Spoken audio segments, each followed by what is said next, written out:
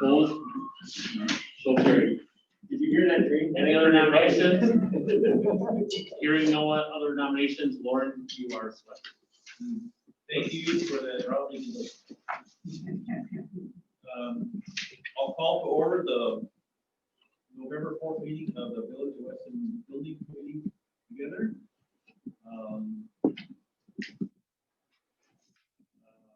Roll call. Let's call roll. Like Valerie. Yep. Hello. And I thought that Dwayne Gow was going to be participating via Zoom or calling in. Oh, I've got, Keith just tells me Dwayne is out of town, and Keith will join shortly. Okay. 'Cause, yeah, he emailed me, I think it was on Friday, and said that Thursday or Friday saying that he was going to be calling in, but maybe something's come up.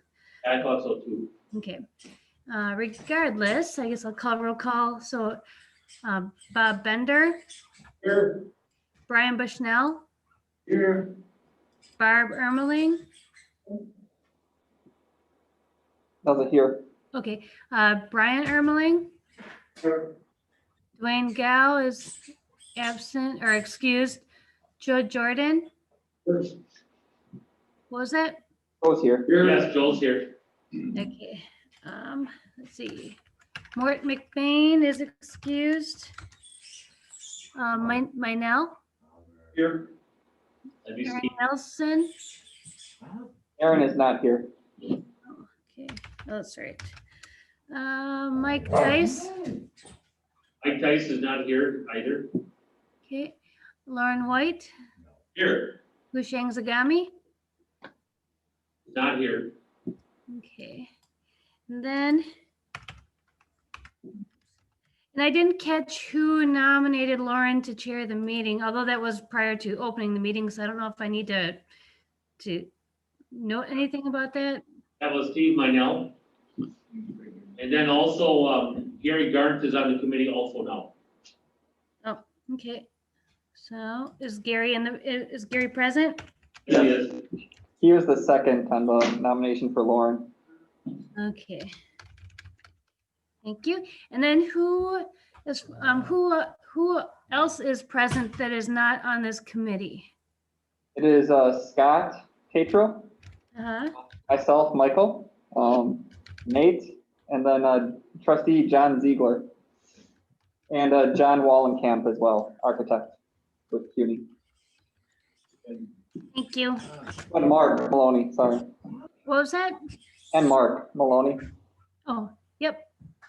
Okay. Keith will be on Zoom. I'm on remotely right now. I'm sorry I'm a little late. I had an unexpected event today during my adventure with my grandson. So anyway. Did it involve a hospital visit? No, it wasn't even anything like that. It was called getting a four-wheeler stuck and having to grab a tractor and pull it out of the muck and whatnot. So anyway. Nothing serious. It's a good No. teaching. No, but We don't mind seeing the videos, Keith. yeah. Thank you, Valerie. The next item is item 3, approve the minutes of the meeting of October 28, 2020. Moved by Ermeling, Barb. Second by Bob Bender. On the question? All in favor say aye. Aye. All opposed? So carried. Thank you. Item 4, facilities design review. I don't know how you want to or conduct this, but my feeling was that if we could go, this is going to take a while. We could go through every single member and have your salient points that you have. I took the time to go through the designs. How many of you had a chance to read them over, look at them?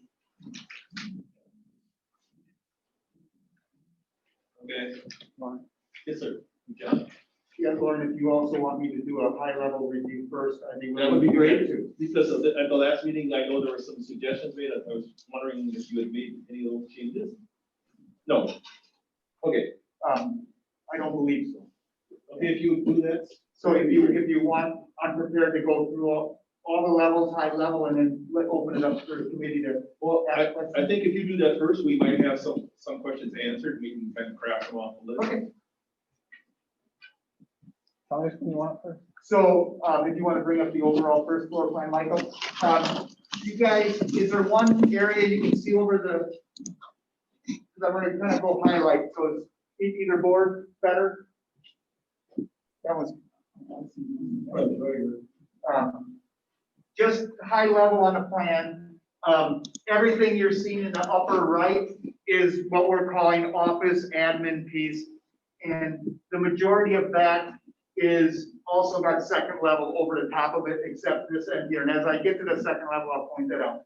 The reason you're seeing the red and the blue is the red is square footage that in some form or fashion you have as a village today. The blue are functions, you don't have those square footages at all anywhere in the village. And they're newly future pieces that need to be incorporated into the building. So that's the difference between what you're seeing with the red and the blue. The green, large vehicle parking and equipment. So it's not just vehicles, it's storage for pretty much doing salter spreader where we can mount them on racks throughout the facility. I'll highlight as I walk through that and go through that area too.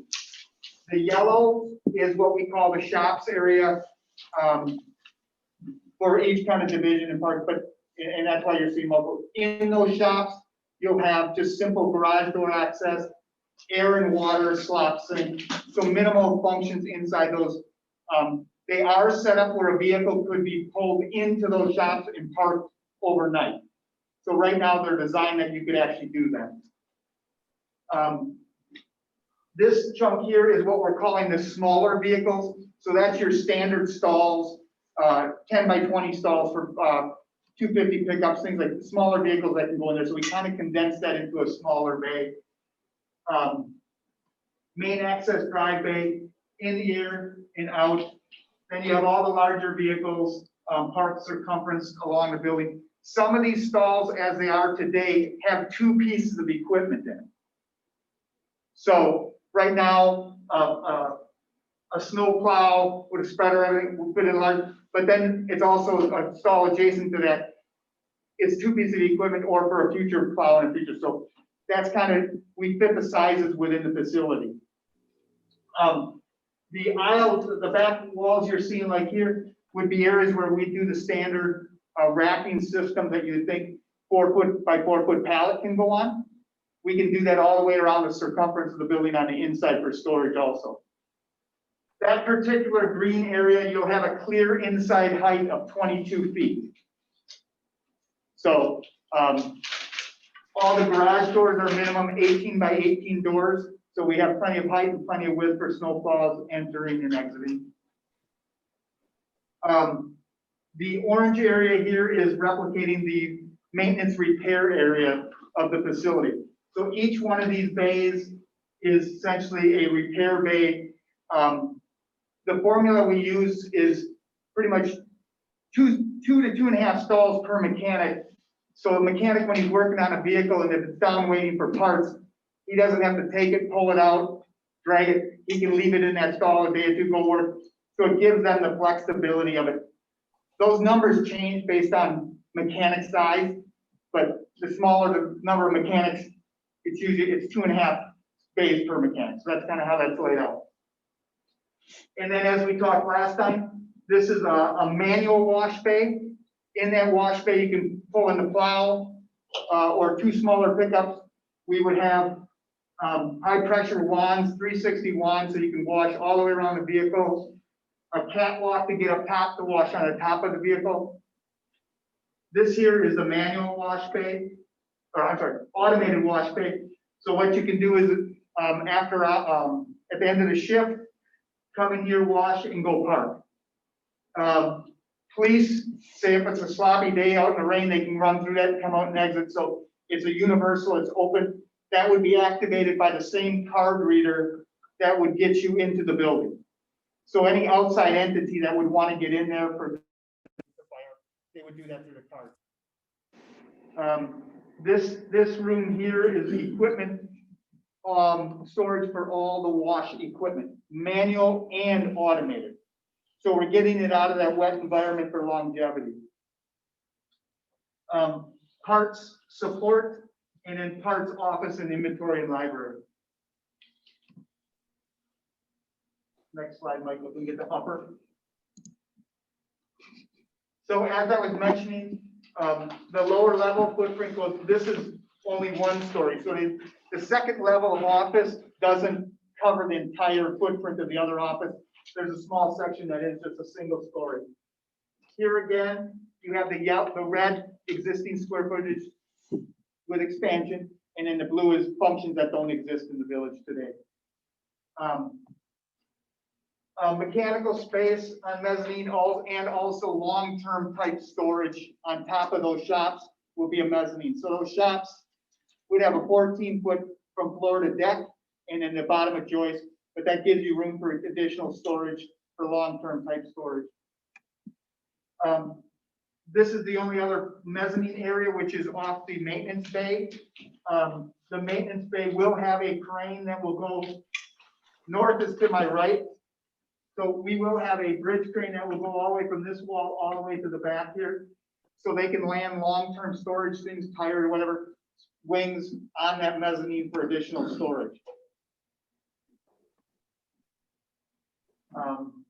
If you want to go to the existing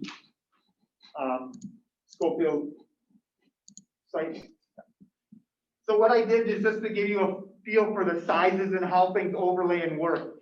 We've kind of labeled each one of the buildings as the current site is, where we have red in office, H being repair bay, and then all the green I'm going to call outbuildings, storage for vehicles and mix.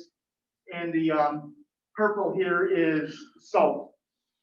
So if you go to the existing or the new with overlay, Quick question, does your site here include the Ryan Street shed facility out there? no, because that shed will be staying. Okay. Yep.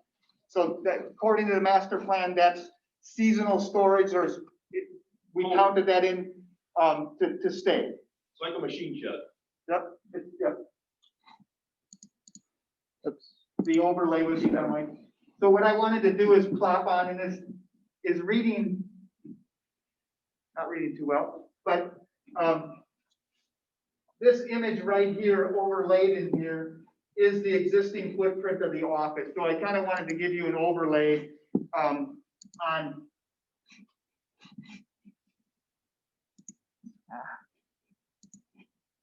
All right, second.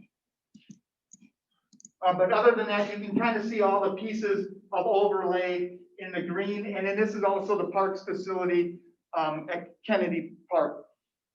What one needs to note when you look at that, all those facilities that you have today have very little circulation space. As you remember, seeing everything's jammed in, so you don't have aisle space. So with the new, you have aisle space, so no equipment's blocked. Very few pieces of equipment are blocked in. We do have pieces, like I said, are double stacked, but very few are that way. Same thing with repair bay. We did show the existing sign shop, kind of give an overlay there.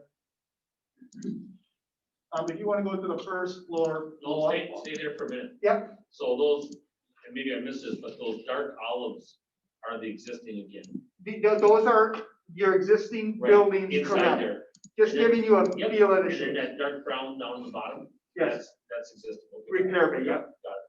Yep. And then Michael made this shape. That's the existing office footprint. And that excludes the second floor, right? Correct. Existing does not have a second floor. Exactly, correct. So, okay.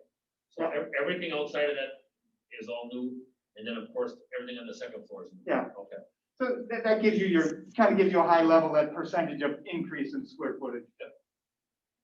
The blow up of the first floor office, Michael. So the facility's set up where staff can get in the building 360 degrees around. But other than that, the entire facility is set up where the public can only enter in one main common door for main Monday through Friday traffic. And that's the main doors here. And what they are is essentially, they're locked down within this 1,000 square foot footprint. So this door blocks them from getting in anywhere back of house. They can get in here for computer use, village front counter, which is secured, and then also the boardroom. But other than that, first floor, that's the farther they can go. So we do have access to a common conference room. So our goal, and we talked a little about this last week, is if we have a group of people, staff would potentially come down and meet people in this room. This room is also set up for early voting. So conference room table would come up and we do early voting. Public for early voting or voting is also scheduled for this room. And then that would allow this door to be used. They funnel through and then out. So we work with staff to come up with an area for voting that they can circle through the facility and not have to backtrack into the facility. Which is the newer one, that one or the one that we got copied? These are the same ones. It should be the No, same. they're not. This one just has, I think, some furniture in We it. have some furniture in there. Yeah, I just highlighted some furniture, Mark. Okay, so in the top left corner. Yep. I've got administrator's office. And that's what it still is. And then I have a small conference room to the Yep. right. Yep. Where is it, right here? Yeah. Right here. Okay, so the walls just aren't that, I can't see them. We'll zoom into those because I purposely Okay. put some furniture in there to populate the Okay, different levels of office and sizes based on function and use of furniture. okay. There again, highlighting the blue are functions we don't have today, but as reviewing with staff and since the plan, they're needed. Laura? So if we keep the second floor, that stairway, there's no, so they can come into that lobby area and go up the stairway, but I see there's a door at the top. Yeah, so when I get this second floor, so you can get up the stairway, but you can't get any farther than, we do have one window up there to check it with staff and permits and things like that up at the top of that stairs. Okay, thank you. But when you go up that stairs, you are visible 100% from down below because of the railing. So, yep. Thank you. So then, yes, so working at the office, the typical office is tech administrator's office, which you would have your horseshoe workstation, but then you'd have a small area in there for conference or one, 2-3 person conference room inside. The administrator does have a conference room, but that is not a designated conference room just for the administrator. It can be accessed also from the floor here from other staff. Working down, these are typical 8x8 cubicles, which, as we talked about, we're trying to position. They'll probably all go to this kind of configuration to kind of mimic the new COVID type rules for as much distance between the individuals. The different levels of conferencing here, there's some discussions on like this office here, why is it that shape it is? Ideally, it only needed to be 160 square feet, but we wanted to have a drop-off window here, so that building had to extend out to the south to get to the curb line. So it inherited square footage to keep that function and meet that function. Amenities, you can pretty much see the counts that are on your Excel sheets. We went through to find out how many individuals need full-size lockers. So all the field staff will have full-size lockers, but we also gave options for office staff to have shorter, and seasonal workers would have the smaller lockers.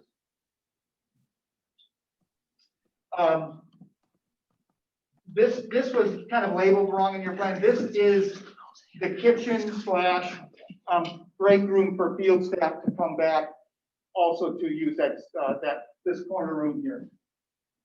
Which right now, if you've ever been to their facility, it's a small little room back in the mechanics area that they kind of work and jam out of. This is also for office staff to use too. Correct. Just Correct, this is full facility use, correct. Yeah. All the rooms are multi-function from office staff to field staff to use the same space, including the locker rooms. I mean, so yeah, I guess in reality, this one maybe shouldn't be blue. It should be the red color because we do have a kitchen. We do have Yeah. numerous break rooms, but it's bringing it all into one spot for all staff instead of segregating staff into different spots. John, I think the variance that you have in your locker rooms is accounting for admin staff as well as field staff to make, that's why they're large. Yeah, the admin staff is half lockers and they're these little ones. So the bigger ones are your typical field staff for their work gear and that, but then their smaller ones are for office staff and seasonal help. What's the reason for that? I was just wondering why you. Dwayne Gauss here. You mean for the field guy thing? I'm questioning the need for storage space. I come from a banking background, and that's the last thing we want to do is have people have stuff stored. Sure. And I think we can take that back to staff and kind of work that through with them. I mean, I was gonna say, I mean, our field staff, we do have, if you remember walking through the shop, we have lockers that are currently in the mechanics bay. So they keep their uniforms, their coveralls, their rain gear, their spare clothes, those items in the building. I'm just thinking from a functional standpoint. Yeah, Steve is asking. Oh, office specifically staff? Office people, I think. I mean, I know some of us, there's a basketball hoop in the parking lot. There's a group of us that pre-COVID would get together in the mornings and, play basketball. I have a pair of basketball shoes and shorts in my office. I mean, some people like to go for runs on their lunch breaks. So you play against like Sherry and. Nate, I'm just yeah, saying that yeah. I'm just questioning it, a couple $100 a foot. Yeah, I mean, but If that's a reasonable expectation and yeah, in banking, we never had that, I guess. yeah. Dwayne Gauss joined the meeting. Yes, we Hi, got Dwayne. Dwayne, thank you. In my world also, Yep. it would be in your car. Yeah, Take it home and wash it and not let it stink in the locker. Bob's got his hand up, Lauren. That has changed in some cases where you're doing multiple things, you're doing more office personnel, and maybe getting out into the field a little bit.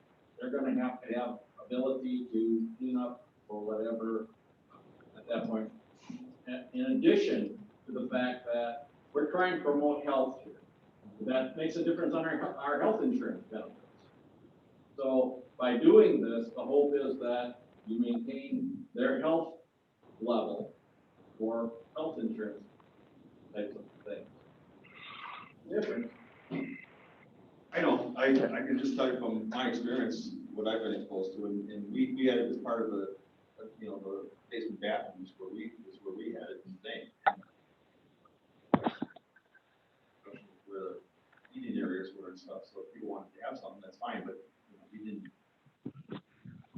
Well, this is an opportunity for minimal additional square footage to provide something that we don't at this time, and it's a benefit at that point for our employees, I guess, is what I would turn around and say. I think it's a good thing to analyze with, I don't know if the village is self-insured or through a league of missing up but those are things to look at.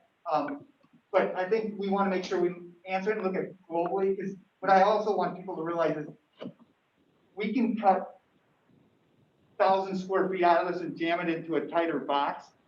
The square footage doesn't, you know what I mean?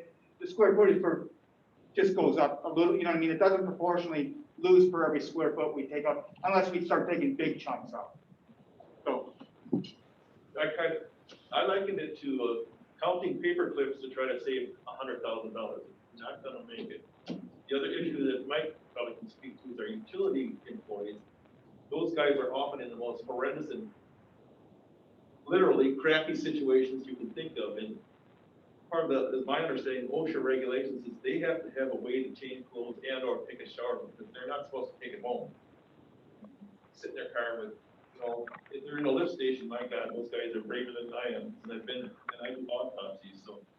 Yeah, so we do have a breakdown area for somebody that comes in if they're contaminated, that there's an exterior, that's what this little wash up area is.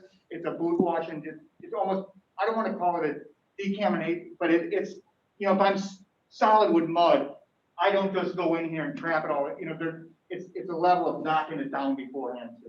Or they can out the parking lot with a hose. But that's doing pressure washing. that was done last summer, I can tell you that. With an employee who had an unfortunate run-in with our vac truck, so. This is also set up where we kind of have back of house for the board. So if you wanted to exit and have a closed session and you leave and go back into the office so it's set up where you actually have a second door. You can lock down and lock this back area. This area or this area can also be locked down for outside users to use it. So we can give card access to a citizen that's renting the room or whatever the village decides. And this whole piece can get locked down. They have restrooms they can have used and they have the space they can use. So the bottom third we talked about, the lounge, right? Yeah. The top 2/3, the new lunch training, that's gonna be a lunchroom. Why? It could be. I know Sherry was looking for, prior to COVID even, the schools, the Boy Scouts camp, other people saying, we might not be able to have you vote in our facilities anymore. So we're looking for a bigger space to hold voting at the municipal center is one spot. We would not continue at the. Well, that was before we ever used the bowling alley. Yeah. So, I know, but so if it was before, then why is it still here? And if it's for training, well, the boardroom is so seldom used, why can't that be used for training? Is there a legitimate training? So, hey, this is Keith. I don't know how to chime in here without interrupting somebody. I'll apologize for that. I appreciate Lauren's and Bob Bender's comments there on the kind of this perspective on the locker room. But I know that we were of the mind that we were probably going to have to provide the space for voting in our own facility going forward. And right now, yes, Weston Lanes has been very generous, very accommodating to allow us to go there. I don't know that that's something we can count on continuing, though. That's the problem. And I know it's just becoming less of a thing that, for instance, the school district, they really want to restrict access to their buildings for something like this. So we've always relied on other public facilities for that in the past. Certainly worked out well at Weston Lanes. Again, I don't know that we can count on that going forward. So that was one thing we're trying to build in here. But I appreciate the comment there, Mark, and we certainly got to backtrack and look at that, I guess. Well, I think we should, so why wouldn't we make that a conversation? And why wouldn't we make that worth their while? And here we're trying to lock down this facility every day of the year, but yet on a voting day, we're gonna open it up to masses, well, just a portion or not. And we lost Weston Elementary School, they didn't want us voting, and that's why we Right. went to the. Boy Scouts. So I think either way, it sounds like the committee wants to make sure you're okay having it sized for full staff, office and field staff. the bottom portion, All of it, whatever, whatever room it is for lunch, kitchen. yeah. Okay, just making sure that, I'm throwing it out there, not that, we want to size it for the entire facility and for entire people, including office staff. Yeah. Yeah, okay. So 744 feet, right now, we're probably dealing with our lunchroom of what?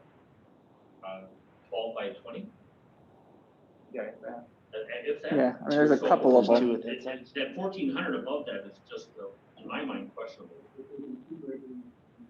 And I don't want to feel, and I'm not trying to throw this back, but, your reference to paper clips. I get to ask these questions.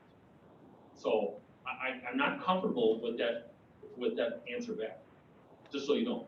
I'm not gonna do this to anybody else when they ask a question, but I don't expect that back if I have a question. So, we're doing this for ourselves and, we're looking for all these great things for our employees. Yep, they deserve it. But what about all the community, the entire community that's paying for this? Where are they working and where are all their, being a cook, being a chef somewhere, you get filthy. Where's their shovel? Well, their employer has to have it and they can't afford it, so they don't have it. Yet, we don't have to make money or make a profit, so we're just gonna design this. And it's one of the things that I was very impressed when I went in those buildings in Oshkosh and Little Chute. When I walked in these ungodly showers and locker rooms, I saw nobody anywhere, but yet these beautiful, beautiful beautiful buildings with incredible it was just incredible. And I'm envisioning this here too. I just want to make sure that we're doing the right thing. Yeah, the theory behind that, and I'll just throw it out there, a lot of municipalities are looking to create amenities also to attract employees. Yep. So a lot of these things that we have in buildings, and the number of showers, I can tell you, years and years ago, there'd probably be 6 showers in them. They don't get used, but there again, for the amount of staff you have, we feel the right size. It's good for an employee to know that after work, if they're gonna go to their son or daughter's game, they got facilities to go wash up before they do it. Or if they get contaminated, it kind of substitutes as that rain shower going through. So it's multiple functions, I think. You know, I'm gonna try really hard not to keep saying something, but if I get dirty at work, which I have, I run home before my son or daughter's thing, and I take a shower at home, and then I go to the event, and I plan for that. None of my workplaces in my entire life have offered that. And I've gotten filthy, sweaty, dirty, and yet I've never been able to do that. So I'm just talking about that. So I know how we're proceeding here. Are we gonna vote on, like, will this facility is the committee gonna tell me to include showers or not? I don't wanna debate it. I'm gonna give the village what they want. How am I gonna get that information? Is this committee gonna tell me showers or no showers? No, Or it's showers. So I just want to make a point. My understanding, John, is this committee is going to make recommendations to the village board, either increase, decrease, sign off on it, but essentially they have no legislative authority. That's the board does. So this committee will decide something and the board could override it. And I agree. I just want to get to the plan that we can take to the village board and the committee can back. So I guess I'm just trying to get some understanding when comments are made, how is that directed to me to change it? Or just, I would, excuse me, Mark, I would foresee this as a resolution coming from this committee. A resolution, because first off, we can't pass an ordinance because we're not a legislative body. So as a resolution number, whatever, we want to reduce this, eliminate these rooms, and I think we need to be specific if we're going to do that, which things we are going to do. Overall arching, like, well, no second floor. That would be a big one, but we also have to think about where are we going to put those things that are planned for the second floor down on the first floor. No, and I might be the only one vocal on the second floor, and I'm off of that. I declared it last time. I thought Bob had an excellent answer on going up first. Why? You know, we're putting showers in this building, and, you know, that workforce out there, that road crew, absolutely has to have showers. I'm not advocating that they don't have to have showers. I guess my biggest point is the multi-use of the boardroom. okay, And then we have another room right behind it, it's 1,401 feet, and the boardroom is 16 or 1851, so I just think things should be shared a little bit more. And that's why I asked that the board itself should not be elevated, that should all be one floor and not be elevated. And actually, the boardroom could be used as a voting facility also. The next question I'd say is, how many times do we have multiple meetings going on in our facility now? Daily. At that point. That's true. Well, we got a very large 341-foot conference room here, a 222 there. I don't know how big our largest, the conference room where Keith is now and where you are, Mike, but that's our largest conference room other than the boardroom. Yeah. And that's probably what? that's similar to this room here. Oh, whoops, sorry. No problem. I was gonna look at the chart. Or was I? Okay, It's probably graphically closer to this guy. to this one. Okay. Probably a little big, this one's wider probably. I think the lounge is excellent. It made me nervous when I saw the lounge and then I saw the new lunchroom above it. At twice the size. If it's a training room, that's totally different. It's a multi-use training room, fine. But a lunchroom or a kitchen, Yeah, I think that was the purpose. I think when we first started this too, I know there's at one point a desire by the board to maybe have a community room again. That maybe has changed now with, for rentals. So that was the purpose of, as John explained, this could be a back entrance. There'd be bathrooms back here and everything else would be closed off. So if somebody wanted to rent this room for a baby shower or something on a weekend or after hours, they could reserve it, pay for it. I think that's a total idea. Okay. Horrible. Yep. We used to rent out that building, and it was trashed every time. They smashed all the tables that Lonnie built. And we're not in that deep. Yep. So if we want to use it for staff and stuff, that's fine, or bringing in a salt area business. Yeah. Excuse me, salt area municipal, that's fine. Okay. It's a matter of information, our current count, 341 square feet. Oh, okay. Which one? The one that's off of Keith's office, that Arthur conference room. So so it's the same size as this one on the plans. Yeah, But is there any reason why that you got new lunch, maybe whatever? I mean, we're not really, why can't we work? And that's what we're trying to do now. Personally, I would think if you're gonna have a lunchroom, it should be on carpeting, to be honest with you. Well, no, but I don't know what kind of a lunchroom are we looking at? what type of space? Well, I mean, are we talking a little area, or are we talking? I think it would be beneficial if you laid out what you plan on putting into that. Sure. Just as you put the office. Yeah, the tables, Furniture in, yeah. you're gonna have to put in, is this how you're gonna have the 4 tables or whatever are gonna be there? And where the microwave going, where the coffee is gonna be going, that. Okay. Is that wall between those two walls, between the 1/3 and the 2/3, is that a folding wall? What is that? Right now it's a solid wall. Oh, it is? Yeah. Okay. I mean, you want to save a little room there, look at the 12.5 feet. Just take your rod there and go from the green to the blue, Yeah, you're saying. right there. And just make that one room. It supports nothing else, it does not support the top.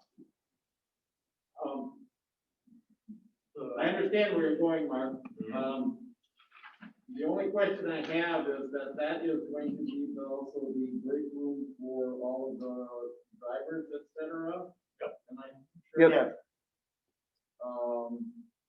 And currently they're sitting in the back room. Correct. They're sitting in that Sitting in the filthy, back. filthy room. Right, Exactly. right. Okay.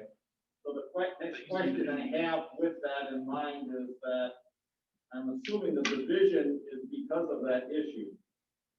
Of Is the that fact true? that, What- those individuals that are driving trucks and working on mechanics and all of that stuff, I'm not sure I want them in on an area where the rest of the office people are working at that point. Not that they can't intermingle, but the bottom line is, when you're looking at boots and metal and all that other stuff, regardless of whether you have carpet or whatever for you, I really don't think that you're looking necessarily that you want them together.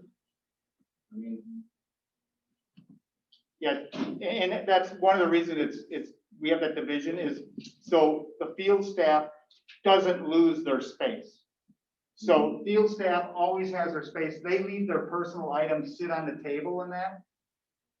Where if this is being used for training and it's all one room, now they're back to, losing their space. So this is I can see, we used to always put these spaces in one large space, the kitchen. And the minute training's going on, they can't even go to the microwaves, they can't. So that's some of the theory there. A lot of places they'll talk about the partition wall. Well, what we find out is that $25,000 partition wall gets closed one time and never. So that's why it went to the hard wall. Right. But I think we can look at right sizing it by populating the tables and the functions, and then coming back to the committee and making sure it's not larger than it needs to be. And if it should be one, then we can still work through that. Yes. Yeah, new lunch training, we planning on making switches, you know, if we're gonna separate them? This lower one? No, what I would still have is one common kitchen vending area that everybody can go through and then lead back into either one of the spaces. Is that answer your question? Yeah, so then office staff would go into the dirty filthy room on the shop guys. Microwave their food, and then go into the clean area.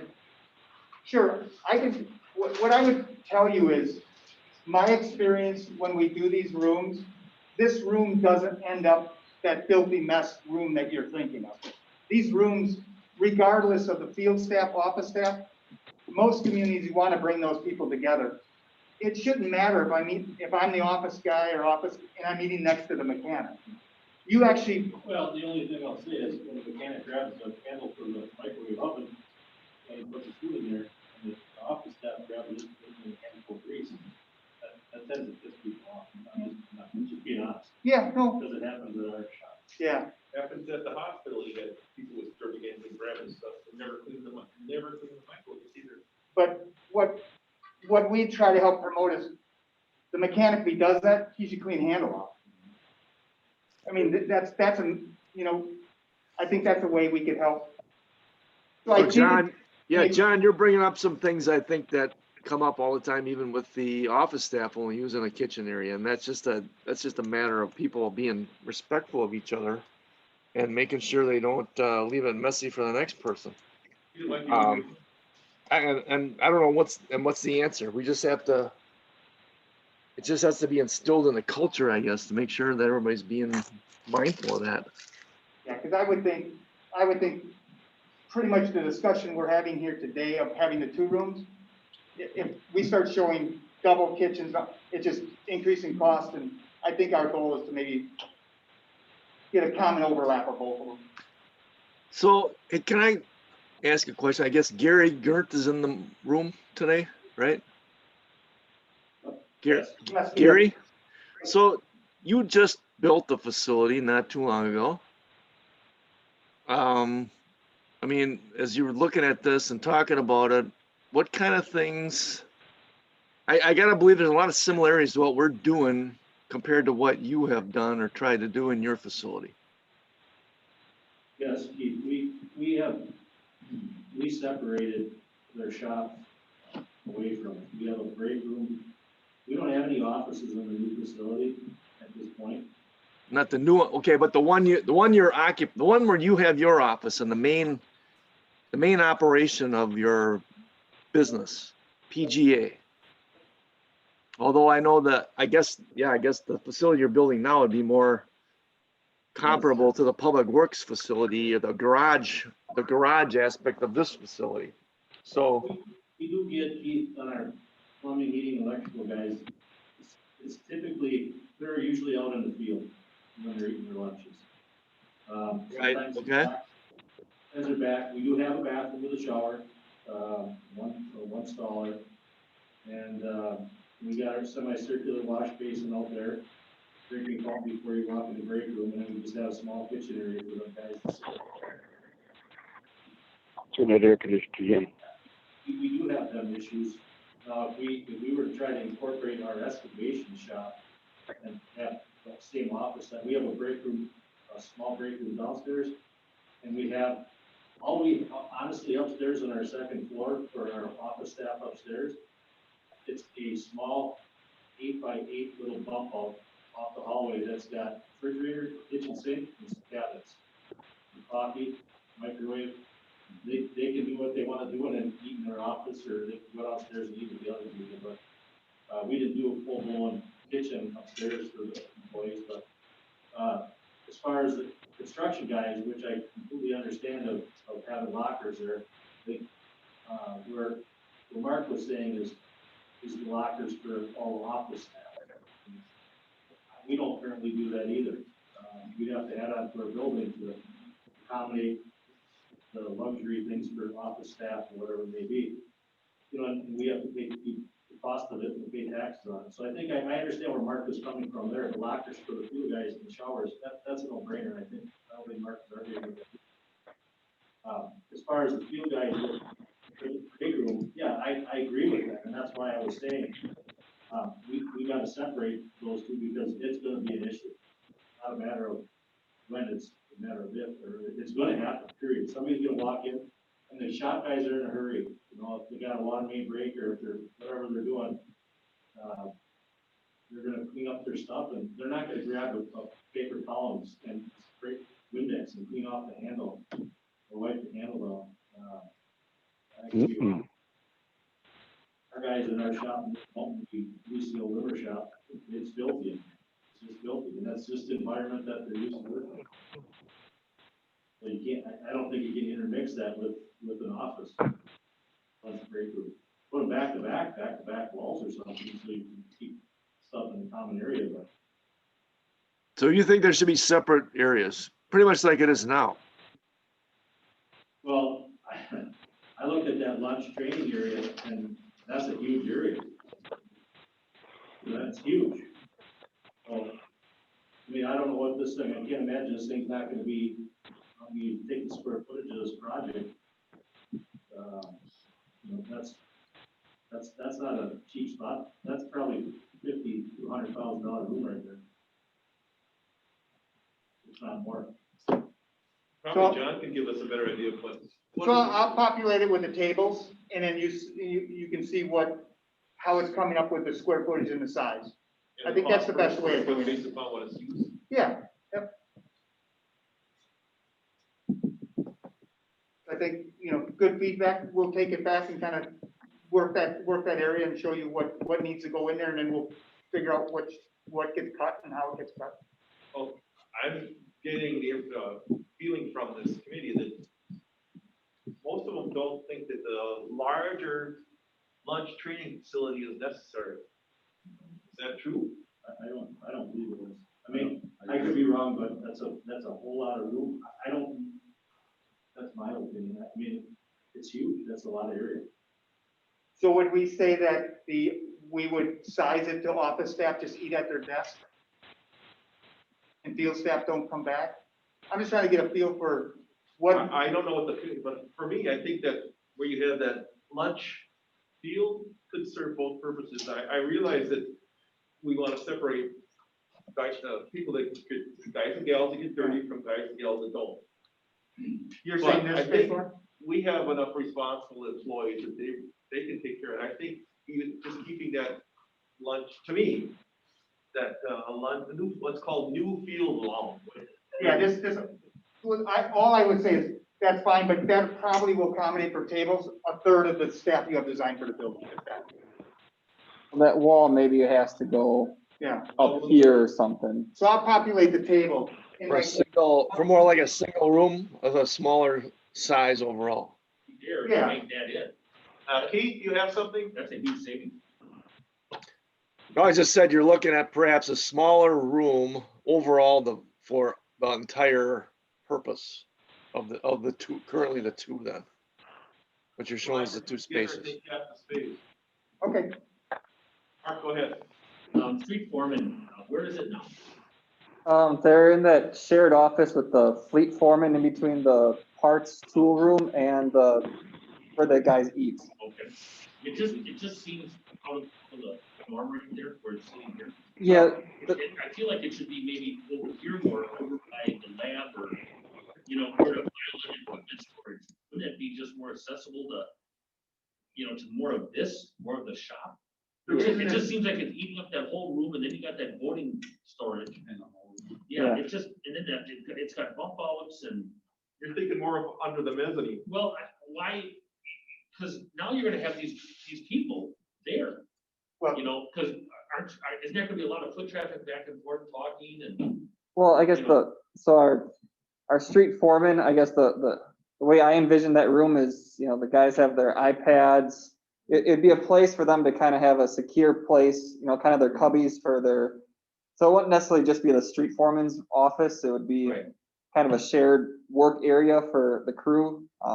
So it's close to the locker rooms, so they, you know, if that's where we have. But then that files and equipment storage next to the lockers, to the left, at Over 310 here? square feet, Yeah, you know, couldn't you just, you know, almost flip those?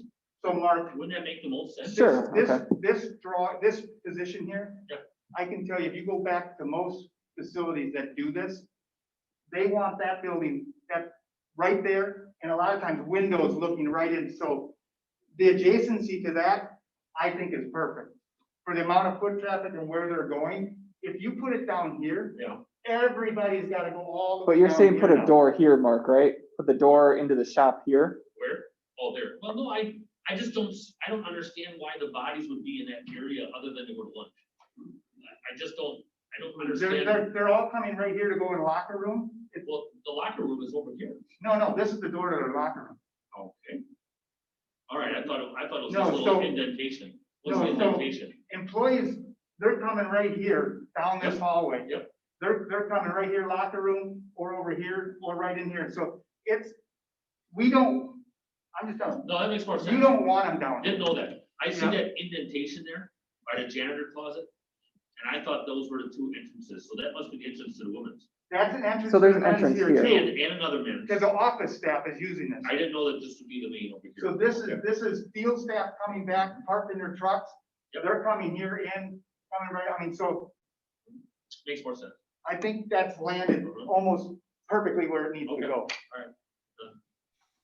Can you walk me through that entrance that you just pointed out, one in the locker room there? The dual entrance? Sure, so this is obviously the vehicle parking, so if I come back, I can get right into the back door of the locker bathroom. So lockers are here, this is also a door right here. I get it. I believe that it's a lot of open space when you first walk in. Yeah, Yes, that's a lot of open space. what you're dealing with there is, if you look at the layout of the bay, we can't park a vehicle right there, it's part of the turning radiuses. So naturally, you're right, it's an odd shape. We integrated the boot wash there, but yeah. And that's a lot of blue there before you get actually to the lockers. Yeah. Couldn't you Well, bring that that's what I was office, asking. couldn't you bring that office over and put it there? Could you take the street from the room and slide that down? Well, we could look at it, was there at one time. And then take the new field lounge and make that field lounge just where the street front room is. And put a wall right in the middle of it and have field in one and have the office staff on the other side and have a common wall. Anyway. Anybody else have any other comments before we talk over you? Ryan? I'll come back here on a question about the lockers for the group. I guess we're bringing up this issue with relative to the office staff, I guess, so much. Is there a desire to remove some of those lockers for people other than the field staff? And if so, would it be better option to say, move anything that might be putting those lockers into the offices of those employees? I think they still want to have access to the shower facilities because of, and again, amenity, maybe, as Bob pointed out earlier, Bob Bender, kind of a wellness thing where you might want to say somebody wants to bike to work, say somebody wants to do something at their lunch hour or in the evening before meetings. I mean, some of this wellness stuff and doing exercising, things like that. Can I say something, Keith, too? Certainly, yes. Just the ability to have a locker. Right now, we are so unsecure. My purse is sitting out underneath my desk. And there's many times when people have walked into the building while we're in meetings and gone into like different rooms. I mean, we don't have any place to put our belongings right now. They're out in the open. You're lucky if you have something that you can lock it in.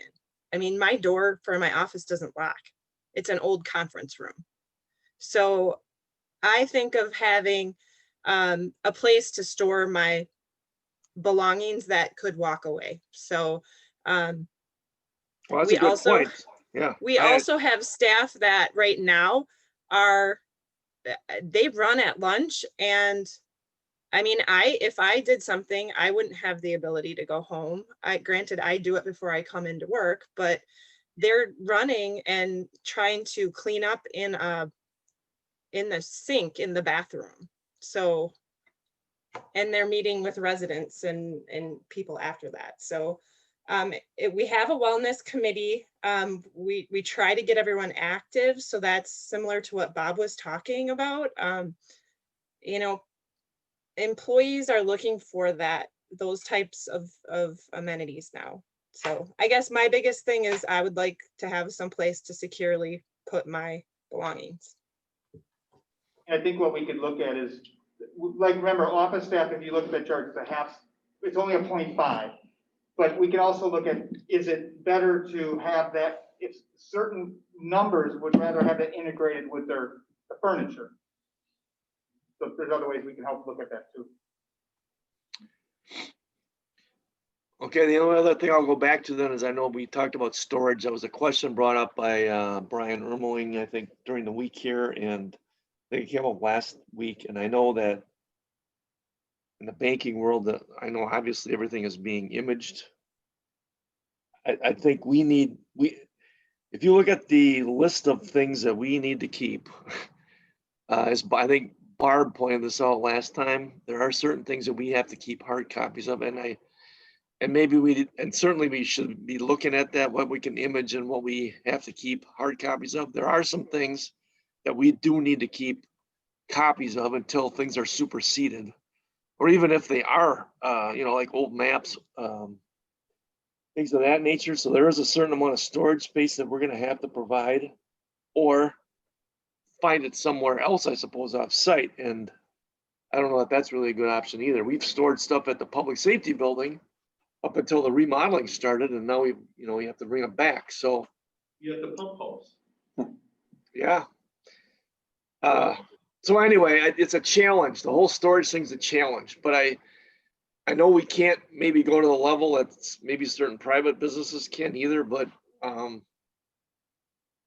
we certainly can look at that. I was going to copy that whole list that's in our ordinance book. I think it's in chapter 2, administration, and there's like 5 or 6 pages of what the record storage requirements are through the State Historical Society and so forth, Public Service Commission, things like that. So I guess it's another aspect of what we should look at to try to address the question about storage space, file cabinets and whatnot.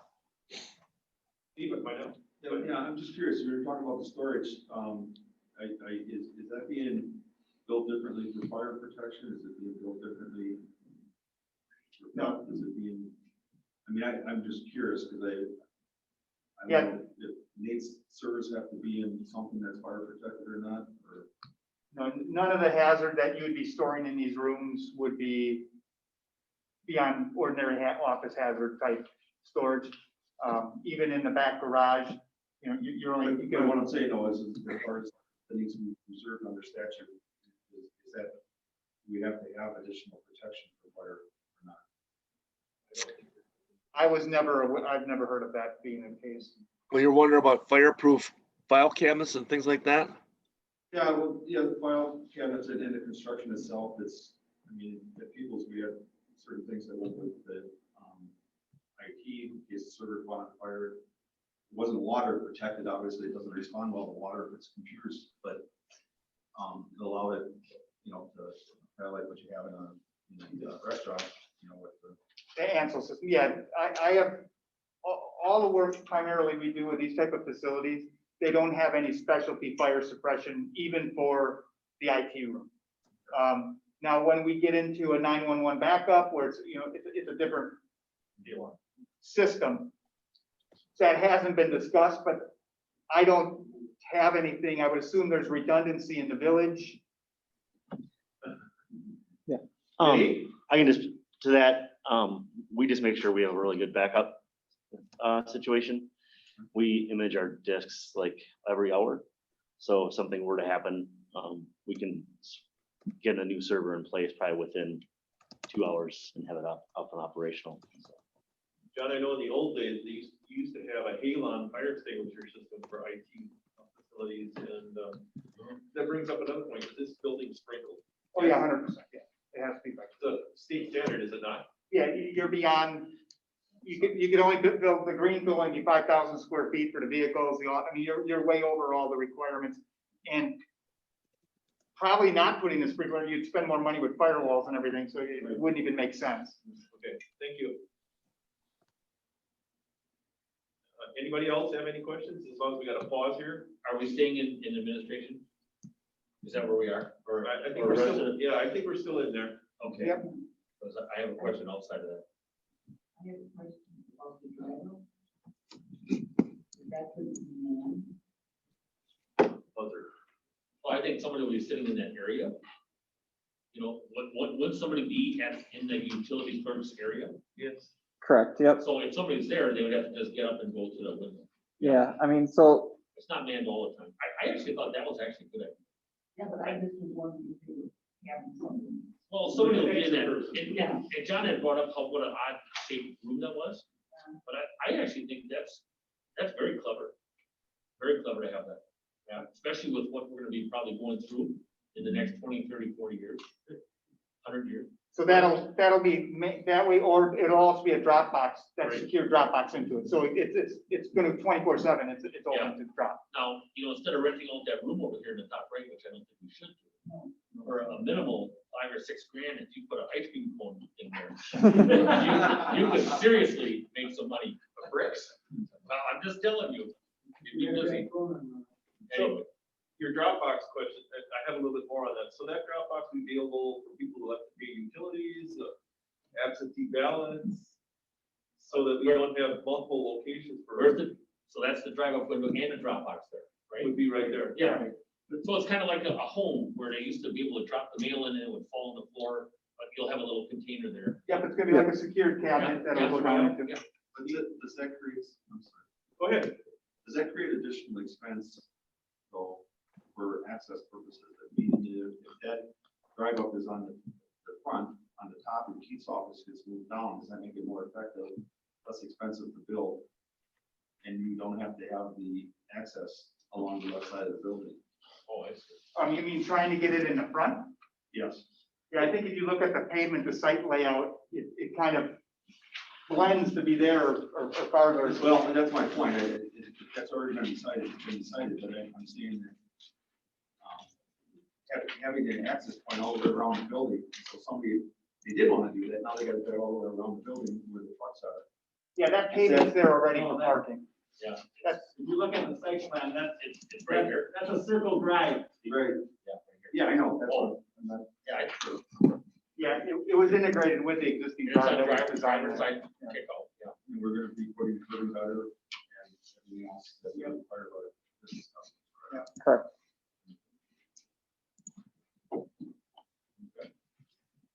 How these driveways, that's not just the in and out. It's dual in and out. Bi-directional.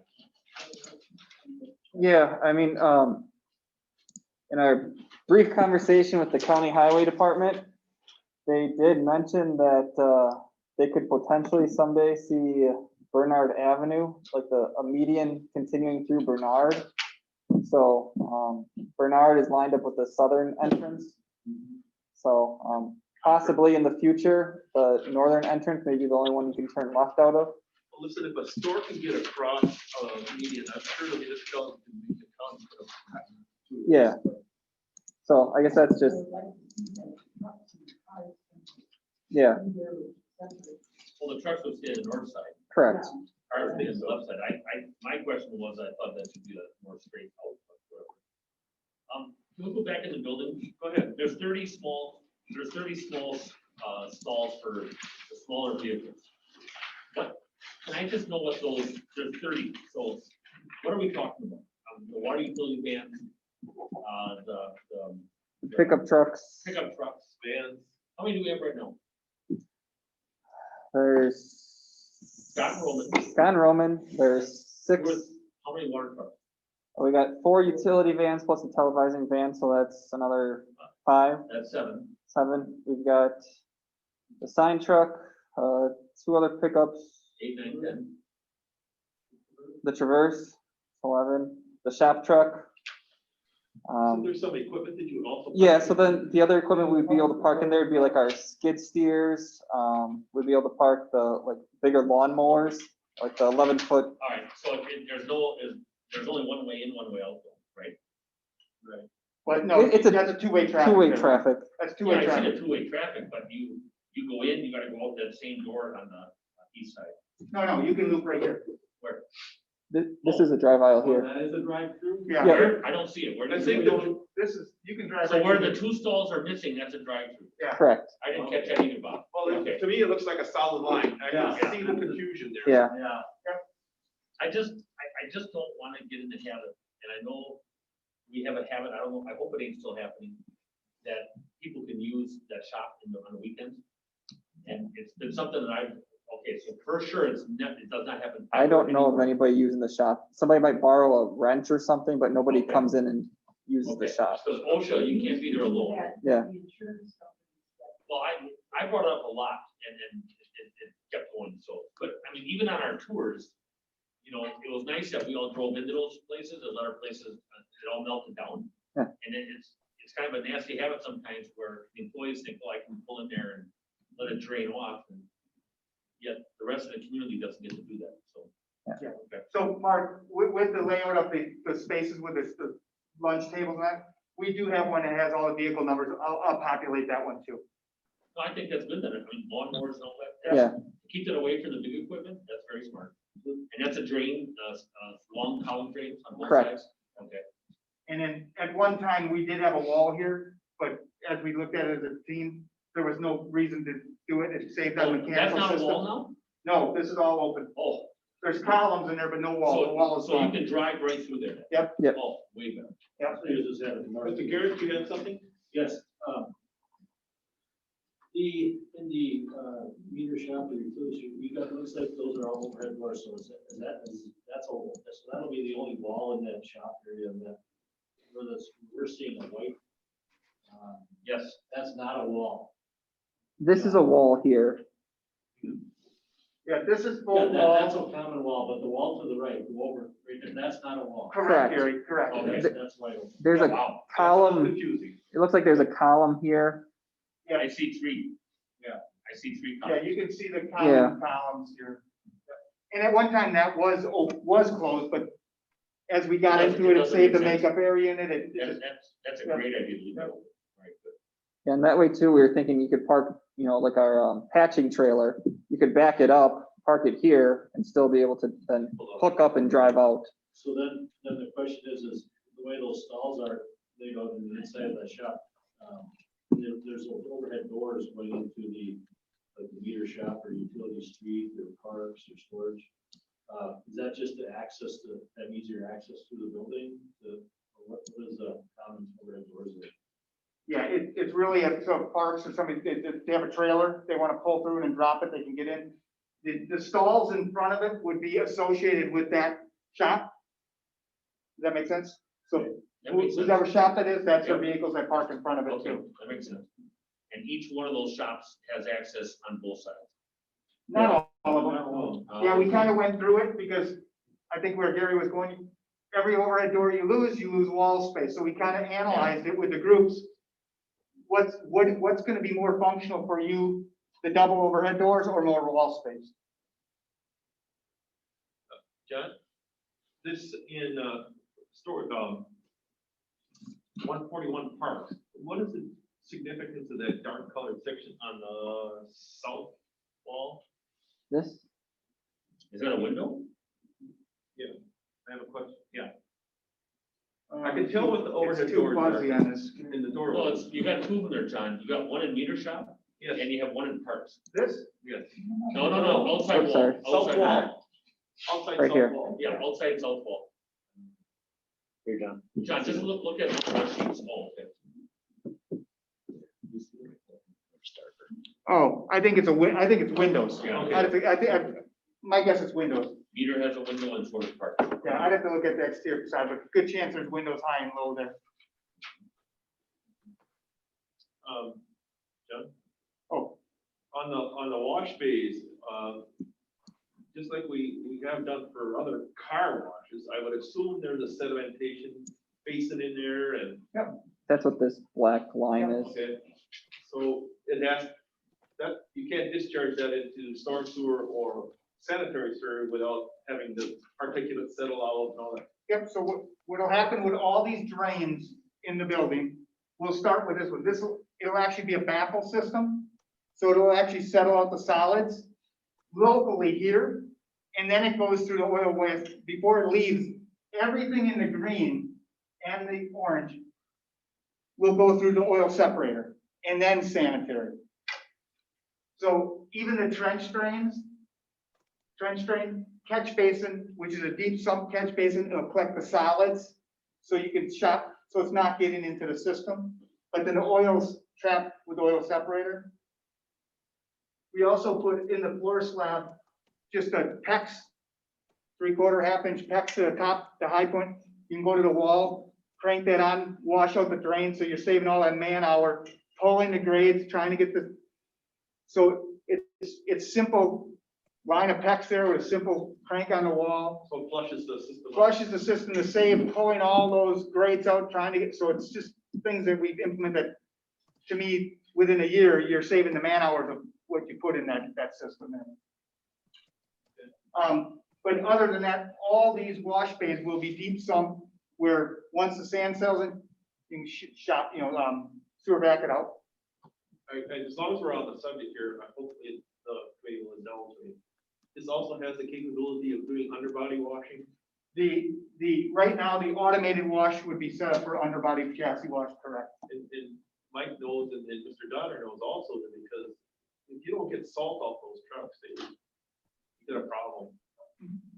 We all know that from our own cars. That's why car washes are so popular. The salt. And then the way the mechanical system will be set up, these wash bays need movement of air. The green needs air movement 24/7 while there's vehicles in there, so there's minimum exhaust. We will have it in the wash bays and in louvers coming through, so all that warm, dry air always comes through the wash bay to help dry it out and out. And then the rest of the system will go off of carbon sensors and kick on and ramp up the system to the CFM that's needed. So we'll actually zone that large garage with like 2 to 3 makeup air units, so it's not dumping the whole space. Well, I would think because if you have all that apparatus starting up all the time, you've got a lot of diesel fumes out in that building. And I'm assuming there's a standard as far as how many square feet per minute have to be exchanged. Yep, cubic feet, yep. The bill, go ahead, I'm sorry. Go ahead, Brian. Right? Yeah, I'm wondering about the wash bays and some of the other water usage. After all of that filtering and settling and treatment, is there any ability to reuse any of that water before it goes on? Yeah. The treatment system? Yeah, great, thanks for bringing that up. The automated wash will automatically reclaim and use the water, but it's got a freshwater bypass. So in the winter months, we're using a lot of salt. You're not throwing salt. Essentially, you don't want to put salt brine on the vehicle. So it'll have a freshwater bypass that you can just shut off, and then it goes to entire freshwater until the season's over. And a follow-up on the flushing of those separated basins. When that flushes, where does that go? On site to another place that has to get cleaned out once a year or something? Well, typically catch basins have to go to some form of a decanter pit. It's like road sweepings, which are technically landfill material. So That's what happens to it. I've seen they scoop it up, throw it in the truck and haul it out to the ring landfill. yeah, what we try to do is create areas in the yard that it can, Settling place. Correct. That gets cleaned out periodically. yeah. So you get the liquid out of it to save on the hauling and essentially the weight, the volume. So we're still on the first one, Mr. Jordan, go ahead. Yeah, so what is the overall building height? The building height. Overall building height? So everywhere you see back here, it's 28 feet, but then inside clear is 22 feet. The orange is 34 feet because of the crane clearances and the different lifting in the repair bay. And then the office is right about the same height, the 28 feet. We're actually a little lower in the office structurally that way, but the floor line's got to line up, so. From floor to floor is 14 feet. Okay, so how tall are those overhead doors and like the meter shaft? These are 12 footers, 12 foot high. 12 high? 12 foot, Okay, and then there's a mezzanine above that, correct, at a 14-foot height. so where's the clearance for the garage doors? Well, you got 14, 13, and it's a garage door that fits in that foot of clearance. It must have a short curve on the track. Yeah, it's low headroom, tracks. I'm assuming then, John, on the inside, is that just gonna be is that open for storage? Is it just gonna have a railing on that? Yeah, from this point there, it's railing up to about this point, and then we have a closed mezzanine for a mechanical room up on the mezzanine. So they got a couple of open Yep. doors for access. Yes, yep. Outlets and stuff, Yep, and then the open gate areas, will have gate areas for forking up, and we line those up with the garage door locations. And I see there's also 2 stairways leading to the mezzanine. Code requirement. Yeah, for egress, the travel distance. And is that bar doors, door doors? Over the mezzanine, Yeah, in precast plank. okay. If we went to bar joists, we'd have to raise the height Yeah. to get the clearances. I saw a question from somebody on all the different sizing, you know, the bathroom stuff, but the showers, and I talked to you before the committee got here. And we're okay with the women's and men's showers being so different. Correct. Yes, okay. And then Gary, I'm sure you look at this way, but the women's shower just, shouldn't that be over by water? Shouldn't that be over by a sink or a toilet? I mean, just, you have water in a drain sitting there all by itself. I've just, every time we built anything, we always try to minimize isolated areas that you have to have more plumbing to. Well, what you want is, these want to be typically private. closer to the locker rooms than back in the toilets. So Okay. that's really the, I mean, you got. I would got tell the- you- The urinals in the showers together in the men's. I mean, there's expert, Yeah. PVC plumbing to this little, it's pennies. Okay, It's the function of okay. where do I want Where I'm that gonna thing come up, code wise to, not code wise, but Just a just question. function, I think is more important than, Okay. the 20 foot of PVC run. I'm assuming, John, is that enclosed in that room for the shower? So you got a wall. There's a little wall here, because this is kind of a privacy dressing room. You know, these aren't like your old traditional locker rooms where you each area, So that's like a curtain? it's just Yeah. a draw curtain, correct? Okay. It's like, so you got some privacy. You got some privacy to dress Yeah, 'cause up I mean, you front. look for the doors, you walk in, it's like you can go right past there and it's like, cool. Yeah, yeah, so you got your curtain here and curtain here. Okay. And what you're seeing in these spots here, where is it on this here, are the ADA required benches that are required in the locker rooms.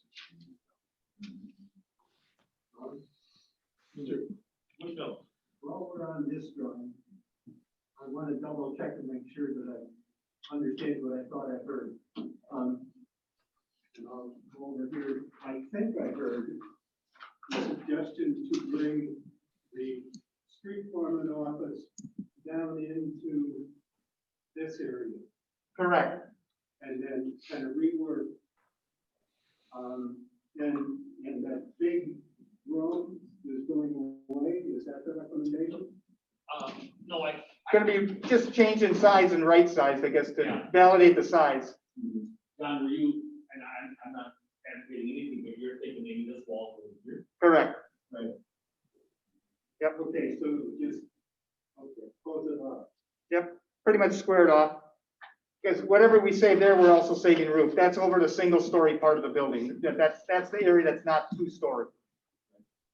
That does seem logical to me to bring that office down into that jog. Yeah, I actually like it a lot because now we can have windows into the vehicle parking and have some visibility even into the vehicle parking. So I think it's a great piece. It also gives you some exposure to the lunch and break room as far as windows. Actually, that's the norm. So that was one comment I also saw is, which room for a safe room. So right now, these rooms are, if you're thinking safe room as in just a tornado, it's the inner core of the building. The men's, women's locker room, pretty much any shops. But the circumference of it obviously has glass, so if you're thinking safe room is tornado safe room, you wouldn't be in those rooms. Well, the other safe room that I mentioned, thought of also was, we hate to think about it, but it's happening more and more, is you have armed intruders. Yeah. It happens. Michael. Yep.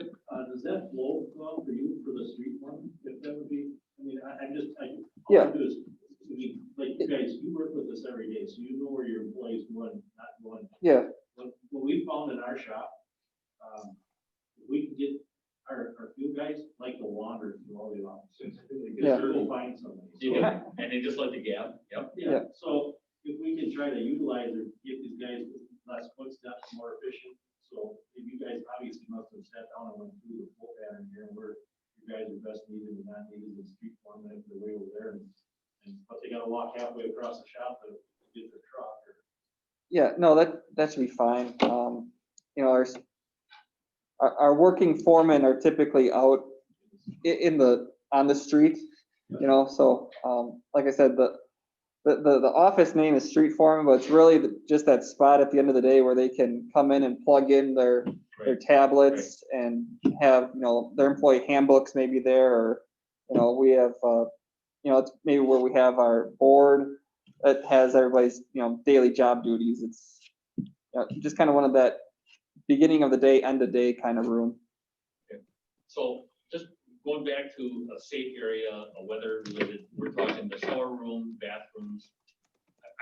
As much as I've been having my critiques here tonight, I now have to tell you that in my private life, in the grocery stores, we have a better situation. So when we have a tornado drill in any of the stores I've ever worked at, it's the beer room.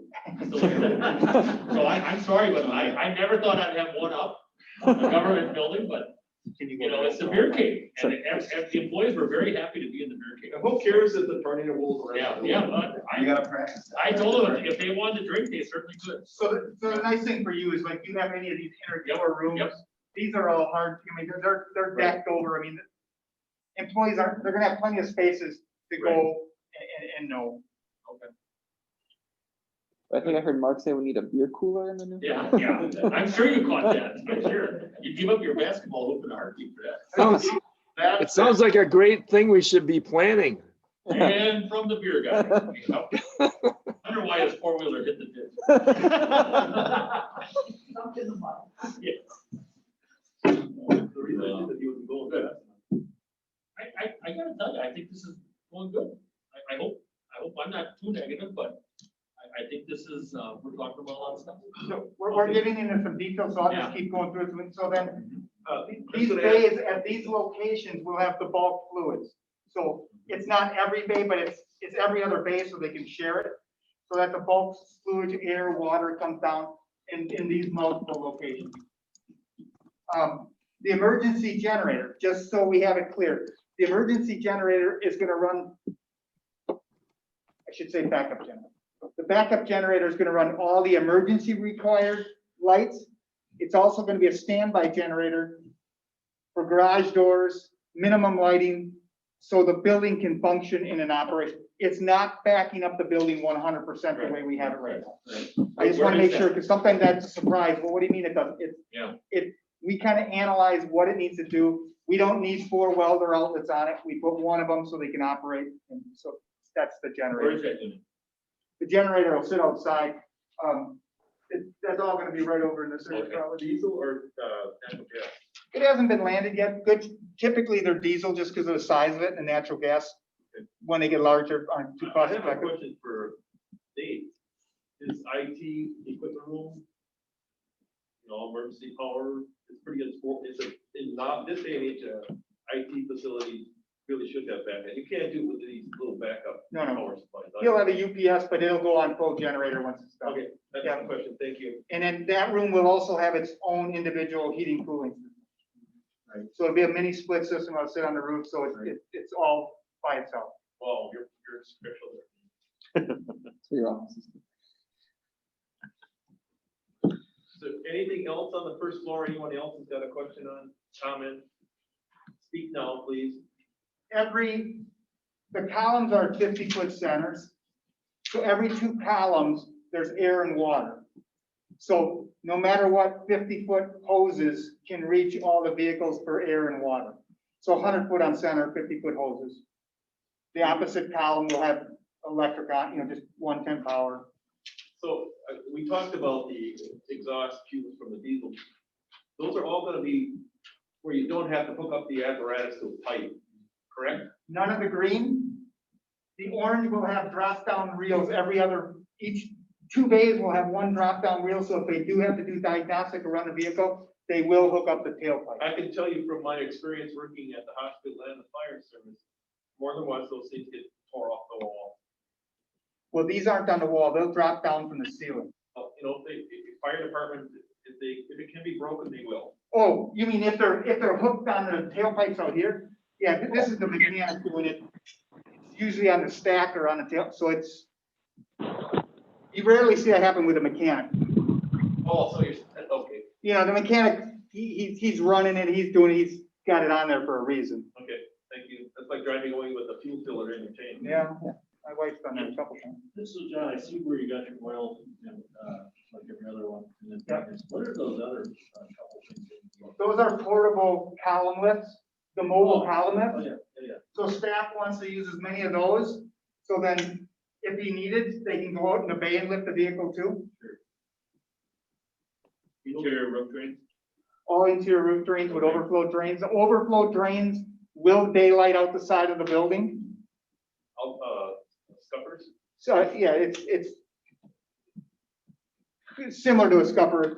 Roof drains have to have, in case they get plugged, an overflow drain 2 inches, so Right. they'll daylight out. We purposely want them to be seen because then your roof drains are plugged for some reason. Like a lamb's tongue. Yep. The scupper's kind of like a hole in the side of it. Yep. I'm not up to date on that. Yeah, I know. Give me a chance. It was good, wasn't it? Yep. Yes, Mr. Bushnell. I know that it isn't internal this time. I'm looking at the big drawing. Where is the employee car? Oh, Well, they're gonna shuttle from this site. Take a, It's on the south side. so here's our employee door. One of the main employee doors here and here, and then here's the main parking lot. oh, okay. That would be the west side of the building. Yep. Right up against Camp Phillips. So that's employee plus, is it, Correct, yes, yep, is that lighted or? yes. Yep, yep. Would the electricity in that area accommodate, an electric vehicle charge station? That's the village, we'll have to determine if we want to provide. Yep. That would be down the road, I know, but. Yeah, we do, but at least if we know we want to do, we want to get the conduit out there so the infrastructure's in place. Maybe up front? Well, are we doing that for employees or for visitors? What? Either, I would think. Well, I know, but then are we gonna have fuel out there too? I just wanna ask a question. Yeah. If we're gonna electrify an electric vehicle, are we gonna also provide gasoline for employees or visitors? Good question. All right, So I guess, can I respond to that? sure. I've done a lot of research personally, and there's more than one national companies that will assist to install charge stations with payment arrangements, so it's not free. And you set up like an iPass Or a parking meter. card or a parking meter card, and you have your account on your phone, and you walk up to the charge station and you can charge. So if you're a visitor, you've got an account, you can do it. If you're an employee, you've got an account, you can do it. There are employers that are providing 2 hours per day of charging for employees as a perk, as a way of recruiting and retaining people. Kohl's department stores in some places in this country are installing charging stations and providing 2 hours of charge for customers because they found out if they can keep the customers in the storm 2 hours or more, they sell more. And it can cut off, and it's, after 2 hours, it's not free. There's all kinds of arrangements available. Yeah, what we have sought, and most of the time we're looking at, we're putting the infrastructure in. What we're starting to hear is that, you know, if this truly gets to be 50% electric, so at some point you can't provide all that there. Right. So now you just gotta come up, what makes sense that you do provide, you know? And those are all stalls that you can't use unless you are charging. So I'm just, you know, what. If something like that's to be provided or is considered, is there some extra, there's gotta be some extra electrical service issue with that, I would think. Is that, or am I wrong? Yeah, if you start putting 10 of these in there, definitely, you're gonna, you know, you could easily go to a 2,000 amp service to, you start blowing up your service. Right. So I just want to ask the question, why are we here? You know, why are we here? I mean, are we all the bells and whistles, or are we, you know, we gotta really be careful on what we add, because once we add it, now we're expected to do it. And forever. And once you start something, you can't stop it. So just a thought. Bob had his hand up. Actually, Mr. Erling was. Oh, I'm sorry. Well, the plan shows that you have 58 spots and you actually found that there's 83. Is that an excessive amount of parking? I mean, I guess I don't know how many employees, but 83 seems like a lot of parking stalls. We did go through the village ordinance. I mean, you got your own, so I'll confirm that we got the right number there, but The zoning code requires. yeah, so what's enforced is, I'd have to go through that again to make sure we have. To the size building, or to what? Well, it deals with the expected occupancy, and if we're not gonna have a trading room and there's not gonna be others here, I think we could probably reduce it, but we have to check the zoning code. So we do have a boardroom with public meeting space, so we have to keep that in mind. You have that much parking in our current place? Okay. We may not, we probably don't have enough, actually. But there again, obviously, when you go through bringing everything up to code, the reason you're doing this, you'd have to meet your ordinance. Yeah. And then the second question would be, with having that much parking, you have a lot of blacktop. Where's your snow storage? Yeah. You know, because you can't put it in retention ponds. Yeah, my guess is gonna be these ends, and we'll work with Michael, because I know, you know, whether we want curve on the end or just solid barrier, you know, flumes that plow over, we can work through that too, yep. Yeah, but then you're gonna want to remove a lot of the landscaping, because you'll be replacing landscaping every year. The thing we have right now, we have up to snow.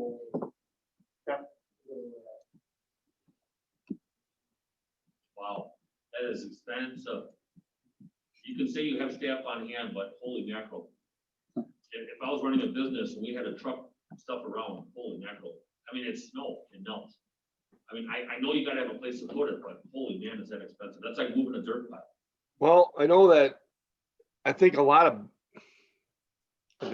retail businesses end up having to have their snow removal people truck it off site, and we have that same thing going on with our own city streets or village streets, you know, where we're having to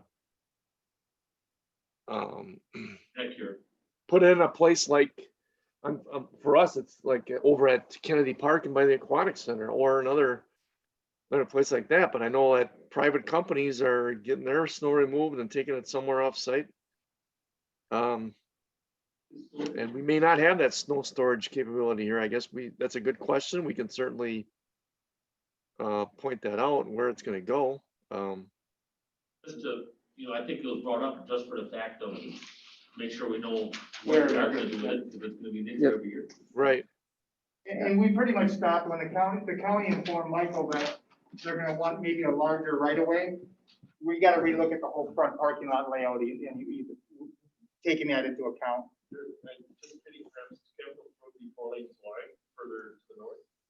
Cor- That facility. Yeah, as we talk to them, once you get, where is that, Joe? You drive through there every day. You know, there's the wider section as you get just north of here, north of Concord. So they said, you know, in the future, they could envision that same wider corridor coming through to Ross Avenue. So since we own this land, I guess they informally asked if we would maybe be agreeable in the future to donating right away, so the road could be, there'd be more room. As long as they give us a cut through Bernard. Yeah, I mean, so that we can negotiate that. I told them that's still something to be decided, but One last comment on the site plan. What is the width of the drives? Because obviously you have very large snowfalls. You have people coming in with trailers. You want to make sure that they're wide enough that people can, especially when you go up, you know, if you look over by the whatever, the drive up window or whatever. That's pretty tight if somebody's coming through there with a trailer. I guarantee somebody will come through. Yeah, so all the office ones are 24 foot, the other ones are either 27 or 30. Are you talking about the internal driveway or the entrance? No, he was mentioning these. This one? Yeah. Right hand. Yeah, so you got 24 foot drive aisles, these are either 27 or 30, I have to confirm, typically we do them 27 feet. And we try to manage that because if we got gates, now you got gates, so, you know, it's easy to say, well, make it 30 feet, well, now my gate's 32, you know, so we try to bring it into where it needs to be. Anything, is everybody done on the first level or anything else? I guess John brought it up, and maybe, I don't know if you guys noticed this, but there are gates for the back shop area. So there's a gate here and then a gate on the south side over here. Those are access control with like cards, key cards, or? Correct, so it'll be multiple functions, so it'll have a key card there, but it'll also be if a vehicle has a radio in it, they can chirp it and open it, so police, fire could chirp it with their radio, or any of the vehicles that have radio, or it would just be a card system too. Yep, a lot of them will work depending on what you want to do. That's on the same card system that unlocks your door in the morning. That gate can open in the morning and stay open until 3:30 or 2 o'clock and then close. If you see security issues, then but it can be set up multiple ways for you. Anything else on the first level? Dwayne, are you still online? He's not right now. He's not? He's kind of been coming in and out. I heard a story. Okay. John, do you think go ahead, Mark? When you're talking about snow and plowing and all that stuff, and you've got this nice, why would you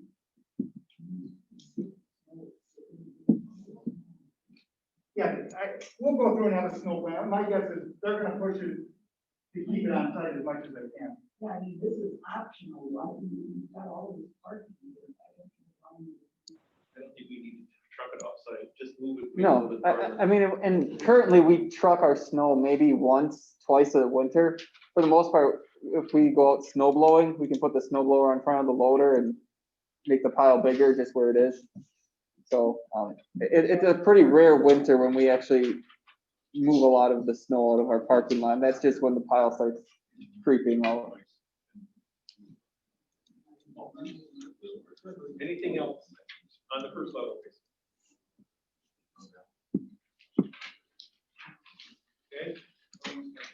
Moving right along. You want the overall second floor or just the? I think we did the overall. We can start there. And then. Okay. I'll just keep the office area. So as I talked about, this is our stairwell coming up. If you get to the upper level, you're pretty much locked into this little lobby area. We have a window right here where you can buzz or check in with staff at this point right here. If you're there for a meeting, Door here. yeah, just so I can, but ideally you can staff member can come just get you right through this and bring you into the conference room right there. So really, they can lock you, you don't have to go any farther than that conference room. This, there again, all the blue, as you know, planning. This open area is like it's an open area concept plan where open bar joists, so it's designed more of an open kind of workspace area. What was talked, what was planned for the back area here. All the furniture in blue is future. Public Works Parks at this end here where we would have visibility, able to put windows in here and see back down in over the garage space. We have access to the mezzanine over at this area here. Right in over this area is that mechanical room that I was referring to on top of the mechanical, the mezzanine. And one observation I had is that when I went through this, checked through this, there is a lot of offices in this upper level that if we didn't have the upper level, or we aren't planning, or we believe that, so everybody's aware, we'd have to find space for that balance. Correct. So you would have to increase the whole lower level footprint on the site by that square footage. I think I've heard also comments of why do we need the offices so big? And that, I've heard that a couple of times. Could you address that, please? Yeah, so I'm going to take your typical office here, the smaller one. That's the kind of the configuration where staff has 2 sections of desk and an area for 2 to come to.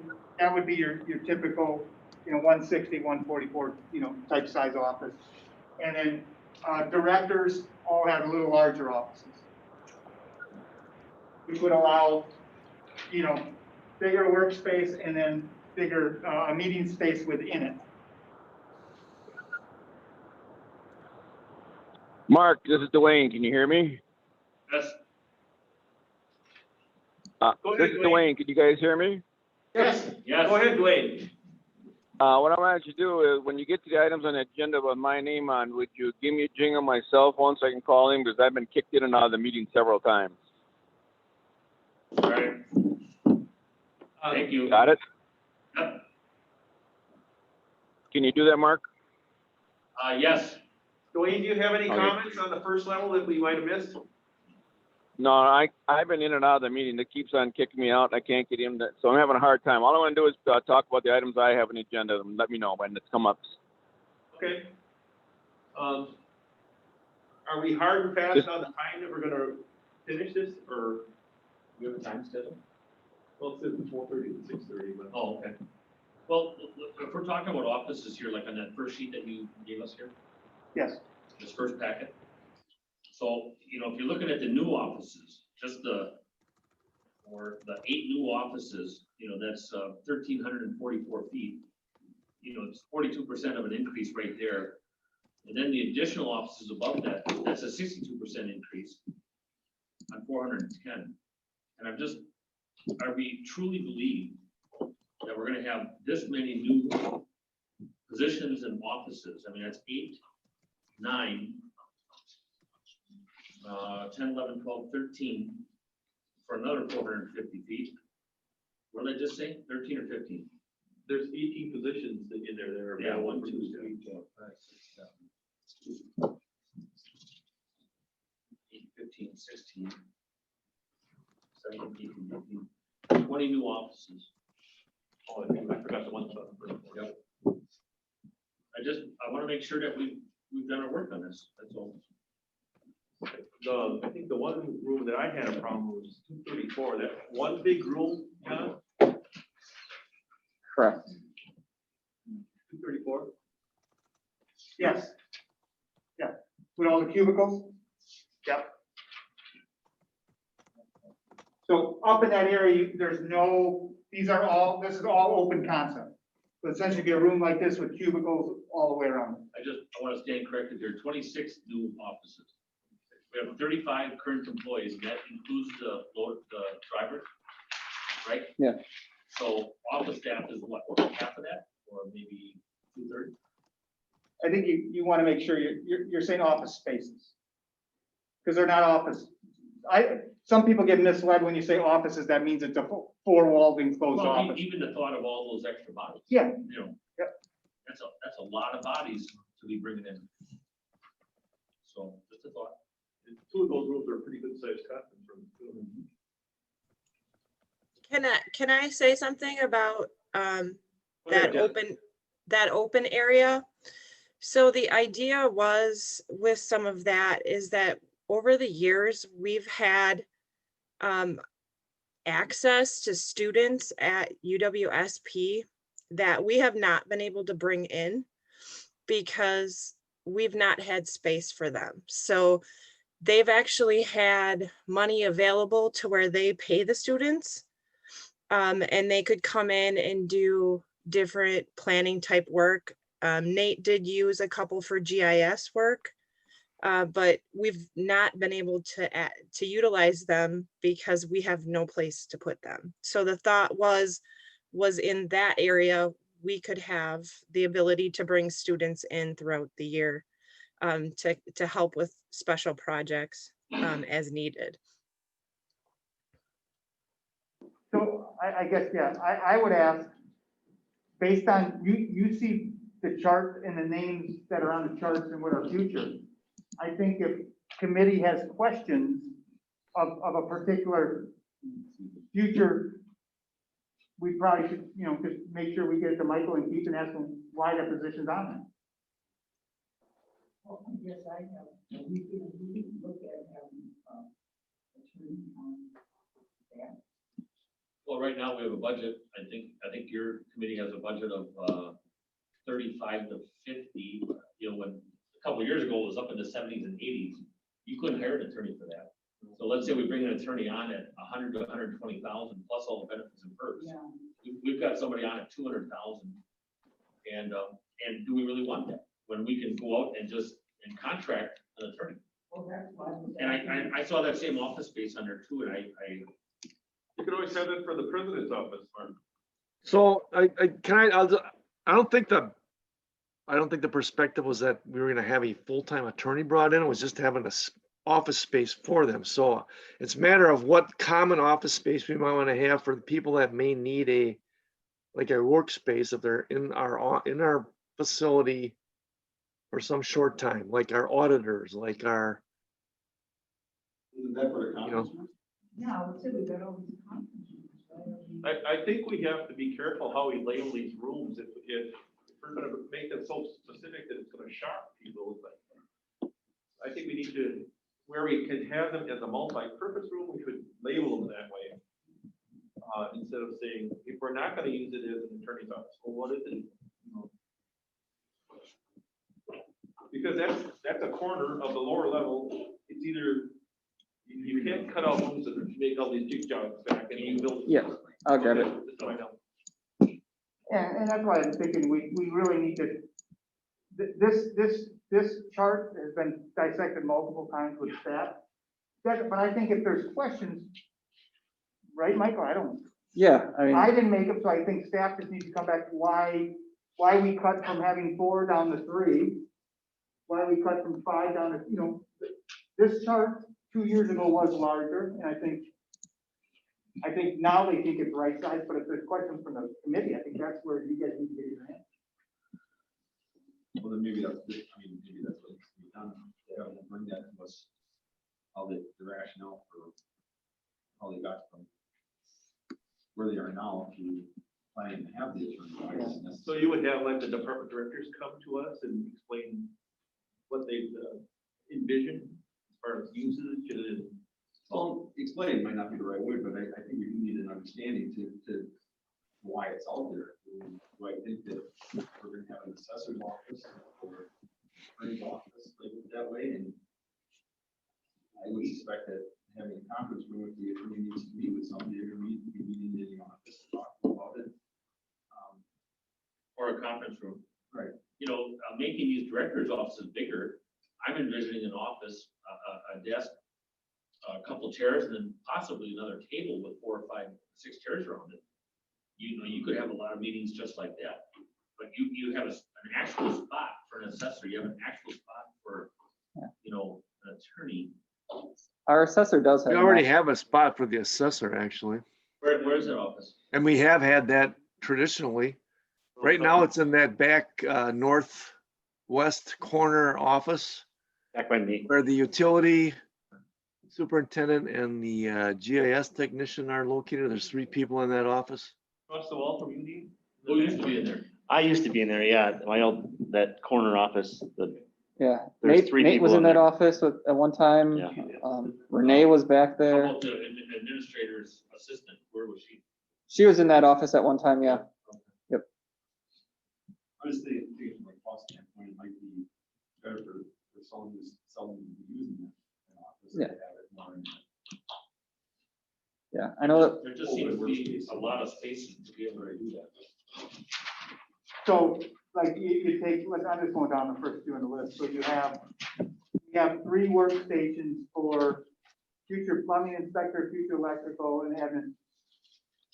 What, I guess I'm just trying to think, what type of feedback should we come back to you on those spaces? Mr. Pete goes right here. I would assume you had some input on. Well, you know, if the village of Weston is looking at being progressive and going into commercial building inspections, instead of having a state doing them, you know, where we actually have a commercial plumbing inspector, I happen to have both UBC and commercial electrical, but then there's commercial building inspectors, and, you know, we wanna build for the future, is my understanding.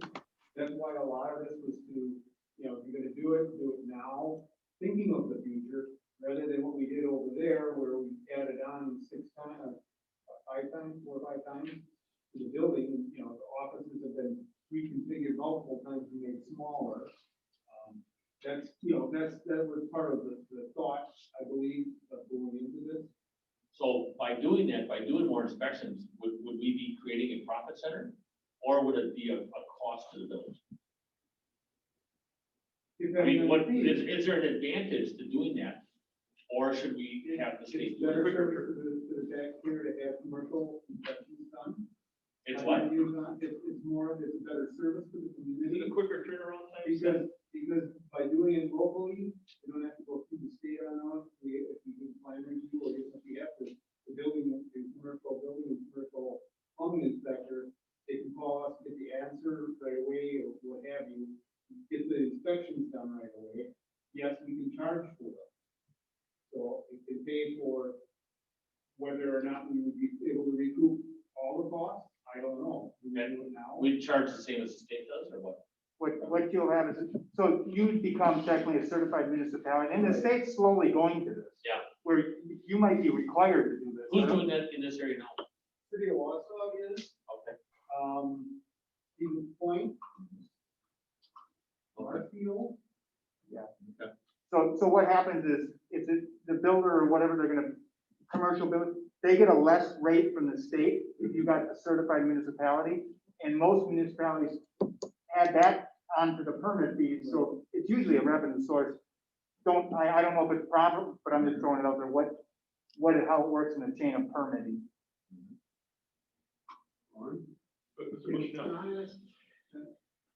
It's somewhat like one of those unfunded mandate kind of things. Oh, Where they, hold on. Hang on, someone else is talking, Keith. Go ahead, Brian. The existing buildings are now nearly 65 years old. There is no one that started out back then that could have possibly thought about what was going to be required today, or advantageous today, or anything like it. So my question to the architect, what is the design life of this building? Oh, 50 years, yeah, 50 years. The building itself, I mean, for office space, the back warehouse space, I mean, you're talking, this construction is 50, 75-year building. Now, how you grow, I can't tell you exactly. You know, if you start doubling your fleet of equipment, that's separate, but this isn't a 10-year plan just to get you by. Yeah. So is anybody?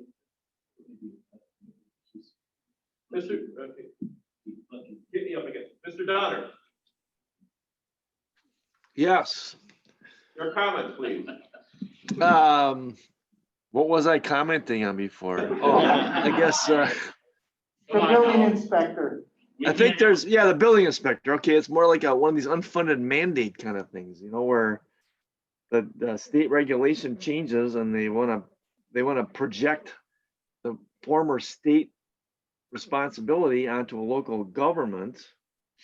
And the only way for us to really accommodate that is then to provide the service, but we also have to charge for, you have to charge a fee for the inspection. So does it pay for itself? I guess that's a question of how we set fees for those kind of things going forward. So it's something we need to probably address then as we look at this whole facility. And I thought we were already doing that, but if this needs to be explained better to the committee, we can certainly do that. It's my understanding if the state pushes it down to the local level, either we have to have the skills or the personnel to do it, or we have to contract with somebody else to do it. Right. Yeah, and then, I know we get beat up enough about all the fees we have and whatnot, but it's not something that just comes without a cost. And how much of it gets, in the immortal words of the Public Service Commission, how much of it gets socialized, spread across your whole customer base or your whole tax base, or how much is put on the individual or the company that asks or needs the service? And these are philosophical questions for the board, I guess, going forward too. So anyway, my 2 cents worth on that one. Okay, thank you. Going with the first and second floor, I just have an observation or asking for a little help. So on the first floor, we have the administrator down there and the clerks and village resident, right? Those are the three things: village resident coordinator, clerk, and administrator. So basically, everything else is up on that second floor. So I'm just trying to figure out the touches, going up and down the stairs and having to go somewhere else. You've got bathrooms up there. Everybody up there can work together, on their projects and, different things, bathrooms, conference rooms. Would it behoove us to put an area up there that they can have lunch? Or do we always want them to go downstairs to lunch? I mean, it wouldn't really cost that much more to do that. And I'm just thinking of the time savings, but maybe they want to walk around a little bit. Maybe they want to go see what's going on downstairs. I don't know. Right, I think, Gary. And the lockers, and the lockers for what Jen said, Gary, you had something? Well, he touched on earlier, having in his office, a smaller little break, that if I don't want to go all the way down there. Well, it's just a spot that, I'm not taking an official lunch. Yep. I'm having a break and I'm gonna have that break in my office. There should be refrigerators are cheap. A sink up here, a countertop, a microwave. I'm not talking about maybe even an oven. You could have a pizza oven, not a full lounge, but just something you can go to the bathroom, go get something and eat, snacks, come back to your office and continue working, or sit back, make a few phone calls and then go. I'm just when you have to just constantly move around and touch, and that was my thought on that street foreman job too. Is just the length of moving. This is a very big building, and just a thought. I think we got extra rooms, and it's about. On that thought, you've got a number of conference centers and/or new offices that you actually could turn around and have that particular thing happen. Especially you could, at this point in time, we've got extra space right there. And so that would probably be a good option. Time studies and all this other stuff have been done for years. And what it basically says, most individuals, if they take that 10-minute break sometime in the morning, sometime in the afternoon, and even whatever else, their productivity will more than make up for the 10-minute break after. Big time. Every level of every building we have has a little, we call it little kitchenettes. There's a coffee maker in there, there's, whatever, a couple cupboards for hot cocoa and stuff. Some of it's, for everybody, and then some of it you can bring your own, but if we're talking about things that make it a little bit easier, a little bit more flexible, and, I don't know. I love to eat. I don't know, A little kitchen anywhere is fine for me. Michael, if you can, like, input from staff, what was staff's feeling on places to, you know, grab a quick snack or put some, stick their lunch in a refrigerator, or like a little apartment refrigerator, like most of us have, or. Yeah, I mean, I guess we don't really go into that detail right now. Everybody has the refrigerator at the far, at the opposite end of the boardroom. So I guess everybody's kind of been conditioned over the years. That's where the lunch area is. But And that's on the level. yeah, So that we put one upstairs too. Yep. This brand new beautiful building, we should not be having portable heaters everywhere. correct. Like we do now. Yep. The Right. firehouses are energy wasters and, or little refrigerators by your desk, so. Yeah. One of the other things that I understand about, you sit in a chair for so long, you actually should make the employees get up and walk somewhere. So everything's not so that they just rotate in a circle like they I think under employment law, we're supposed to provide a break for a certain period of time of work. And I don't, I think we're fortunate that we don't have people that, I think people are very much, I don't know what I'm gonna say, dedicated or, committed to their job, that they don't, point these things out. We just have to keep that in mind as an employer, that we got to make sure that we're going to be able to comply with employment law. So, if we need a place for them to go to take that break, I think we got to keep that in mind too.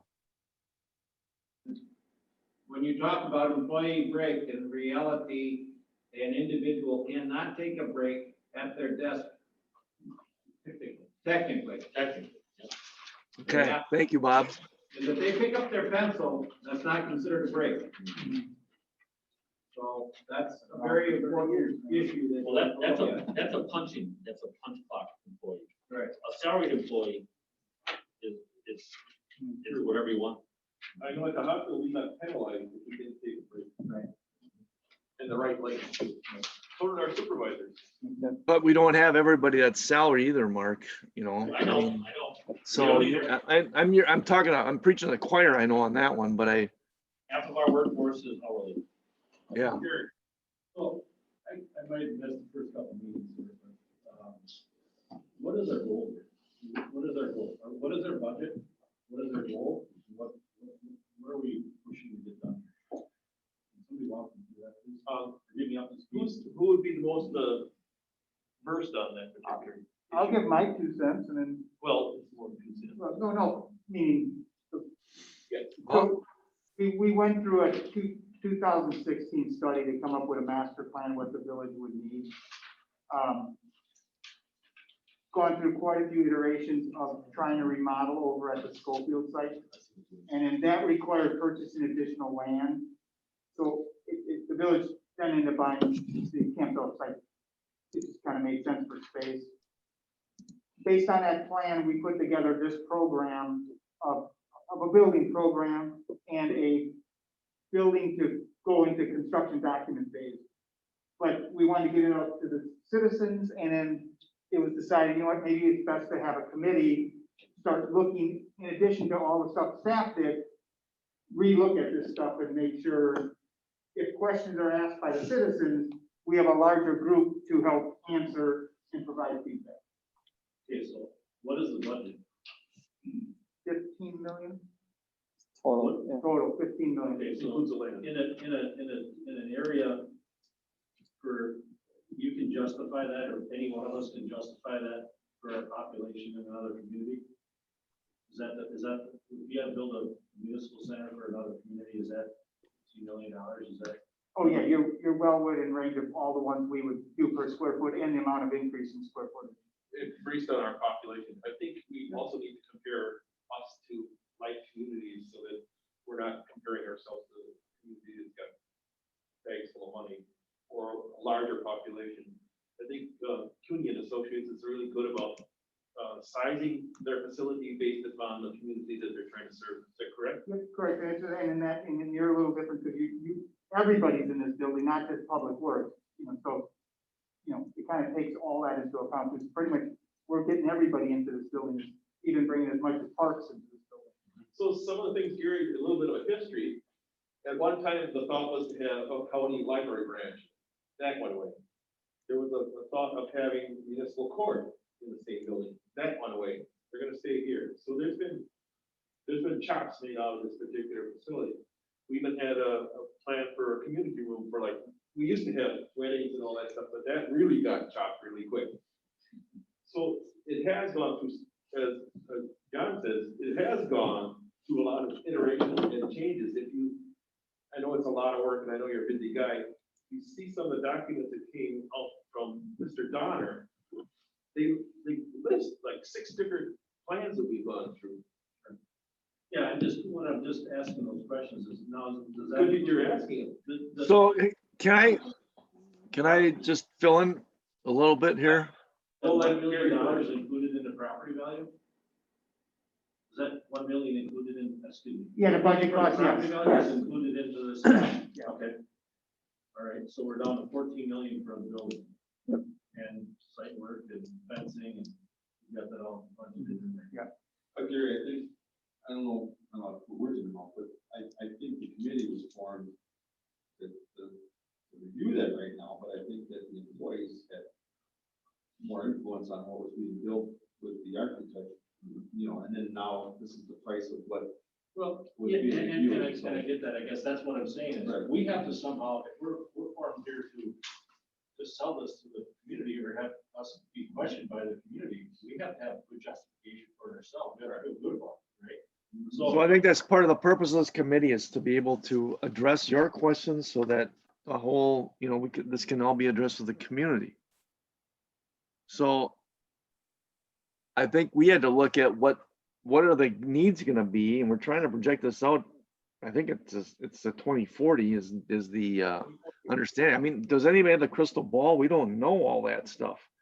We talked in other meetings about how we've had to add on every 10 years. Keith, I completely understand where you're coming from here. My objective, or when we look at doing a project like this, I'm just going with, okay, so maybe the whole first floor gets completely finished off, and only a quarter of the upstairs gets done, the rest of it stays empty. For future. Sure. You then utilize your expense at the time when you need it. Why finish the thing off all at one time? And or if your site work is allocated for it, maybe the building doesn't have to be the shop doesn't have to be, 50,000, 60,000 square feet, or we may not have those stalls, but it's just maybe the site work and the design is set up for that, but the expense may not have to go into it. Maybe it's only $10 million, Yeah. So, because you're gonna get some of these customers or some of our clients or our residents that are gonna say, what the F do we need all this space for? And we gotta justify that, so. I know, and I know that's part of our missions. We're trying to resolve that. I want everybody to understand. And I hope we all are on the same page on trying to get that accomplished. And Gary, that topic did come up, I think it was last week or last meeting about, the shell can get built, but it doesn't necessarily mean everything inside of it is going to be finished on day one. Or John, say we went down to 30 tons from this shop, right? I'm just throwing this out here. You can still, so what? I mean, it's built around it, the driveways are built around it. In 15 years, if you need that extra 20,000 square foot, granted, I know there's a cost to build, and we do the same thing with ours. We try to get the structure up as much as you can right now. And as you grow, you build up your areas. But to put the cost up front into it all at once is we have to try to sell this to our community. The shop area is one that I don't think has the growth. It's not doubled in space waiting for future growth. Yeah, so all of our, I just, all I'm doing is throwing it out. Yeah, that is a big chunk there, Gary, but that pretty much is all populated with stuff. Sure, I completely understand. Yeah. I was just using an example, like, the second floor, I think that's awesome. We do that for our old facilities as well. And we blew up and expanded, and we lost all of our mezzanines for storage because now it's all office. Yeah. So then you go over to the next one. Well, we set the next one up. The steel beams are all set for expansion for mezzanine and the second floors, but they're all low rated for the concrete for it. So you can do that in the future. So it's just thinking that we have to put all that money into it right up front or not. That's all I was getting at. Yeah. yeah, And I just wanted to know the objective of what we're going at. minimize this thing so we're not all in here fighting with each other about what should be, what shouldn't be, what is our goal?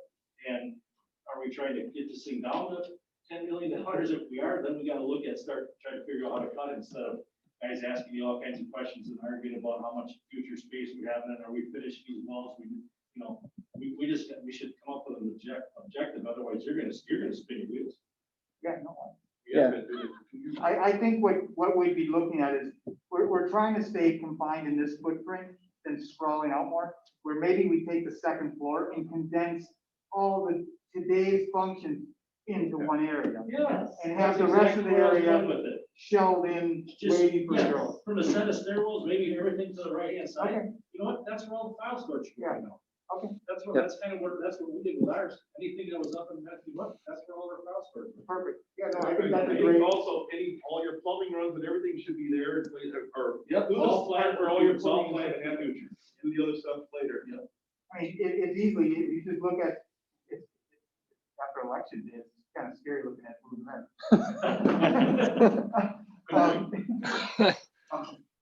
You know, maybe that whole upper area, all the blue is condensed, everything like you said, to the south side, to the left of it. Yeah. And we look at, that's a great opportunity to take advantage of what I think the Yeah, village. and then in 10 years, guess what? Yeah. Things are gonna change. Yeah. Right? You made this made computerized, and we made this kind of storage, we made this something new, and things comes up, you may, it'll utilize some more space downstairs, and then now you add something different upstairs in the space that you can.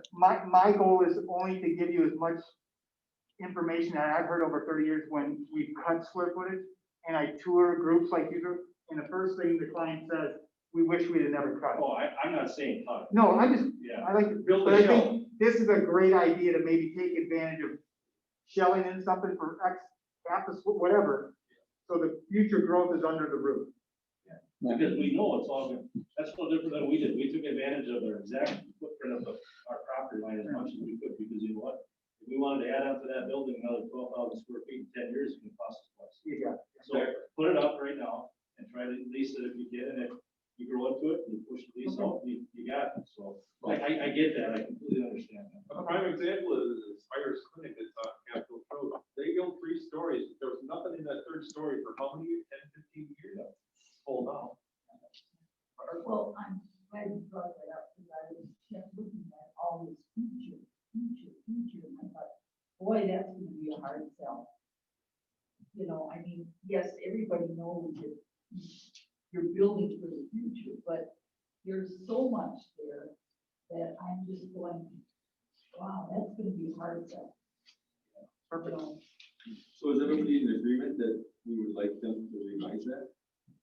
I think it's a great idea. Well, as a consensus, I think we're talking about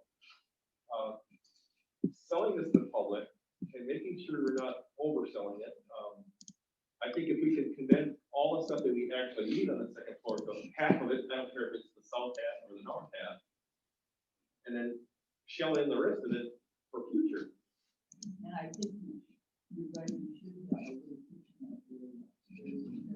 How much time is it gonna take for them upstairs to go downstairs, get their stuff, go back up? So get cold with it. You know, and if all you want is a cup of coffee or a sandwich, I mean, great, you know. Yep. No, it's great, no, I like it.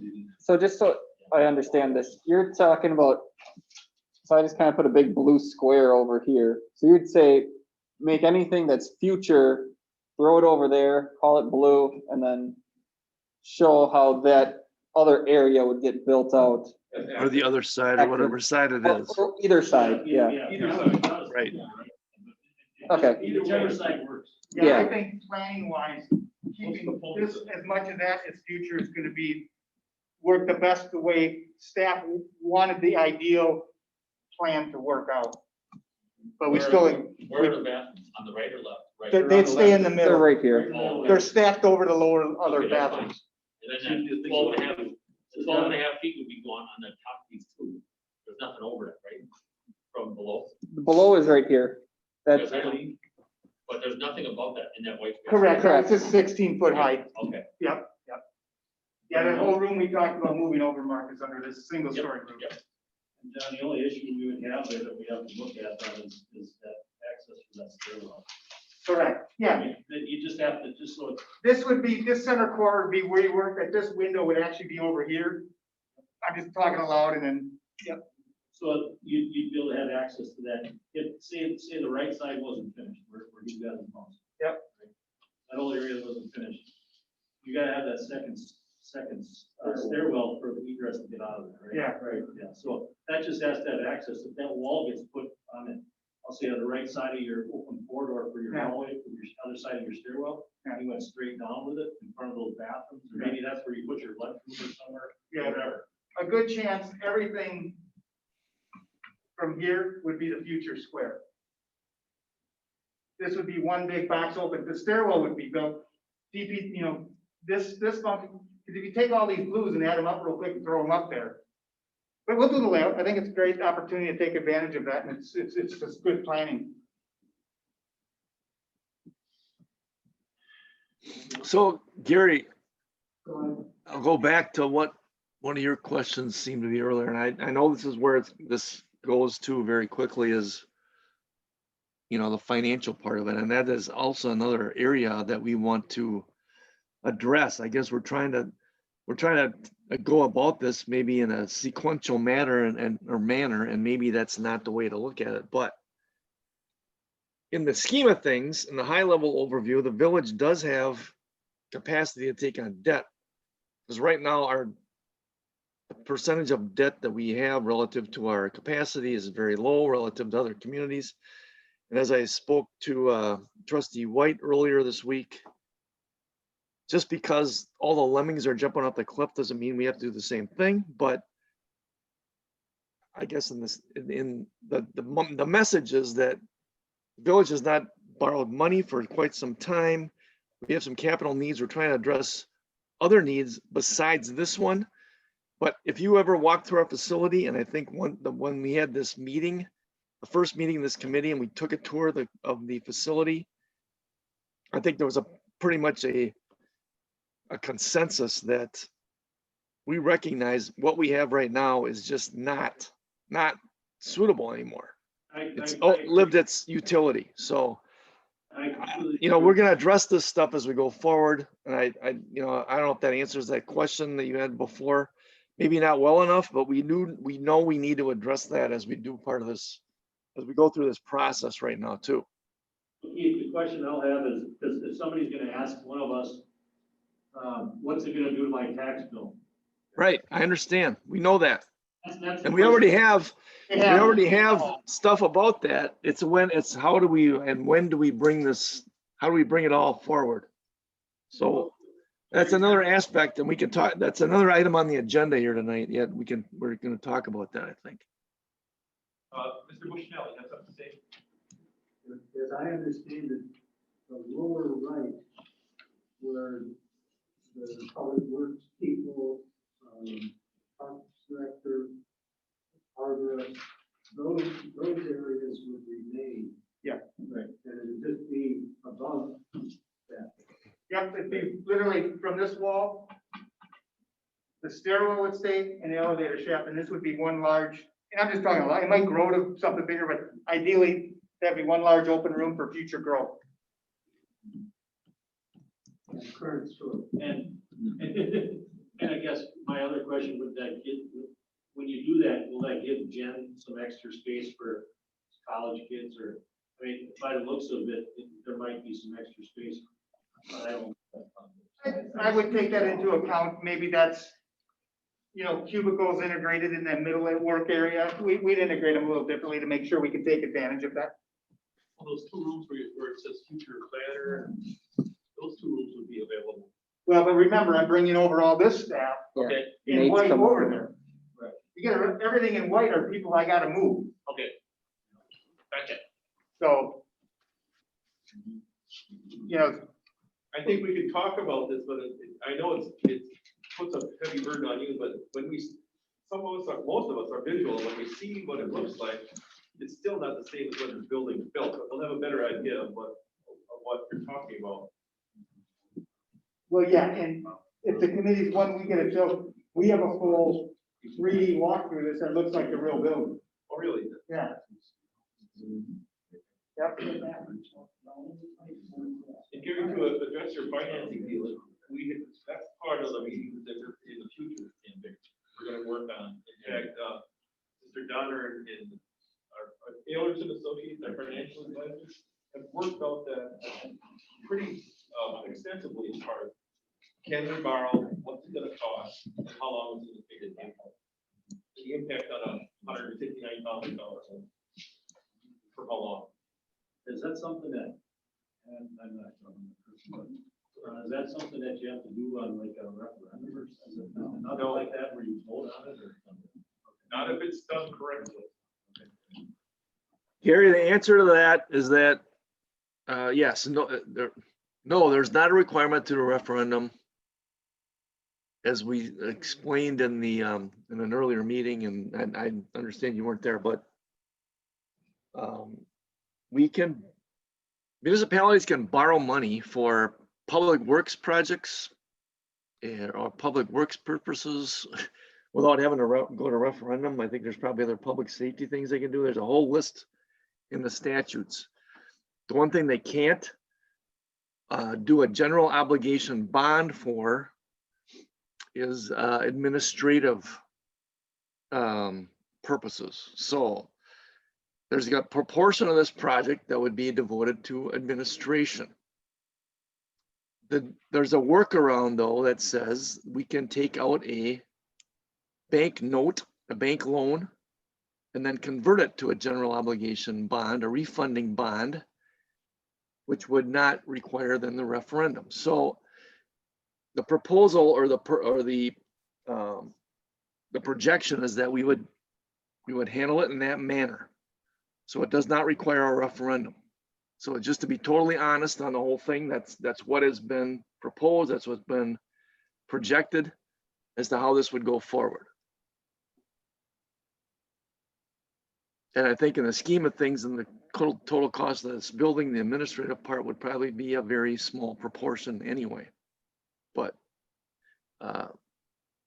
committee can certainly discuss that, and we'll have more discussion about that as we go forward. I have a question, Mr. Donner. Yes.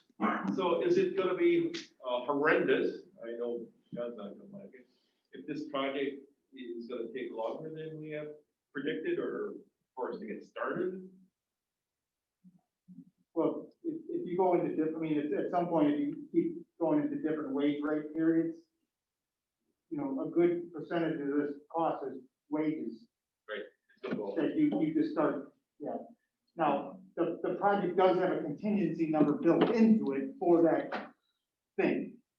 So don't take that as like, oh my, we gotta get this done in a week because there's a contingency we're holding on to for that kind of situation. Well, I think it's important for this committee and for the village to make sure we have our ducks in a row and we explain to people, because we're probably not gonna get another swing at this ball again.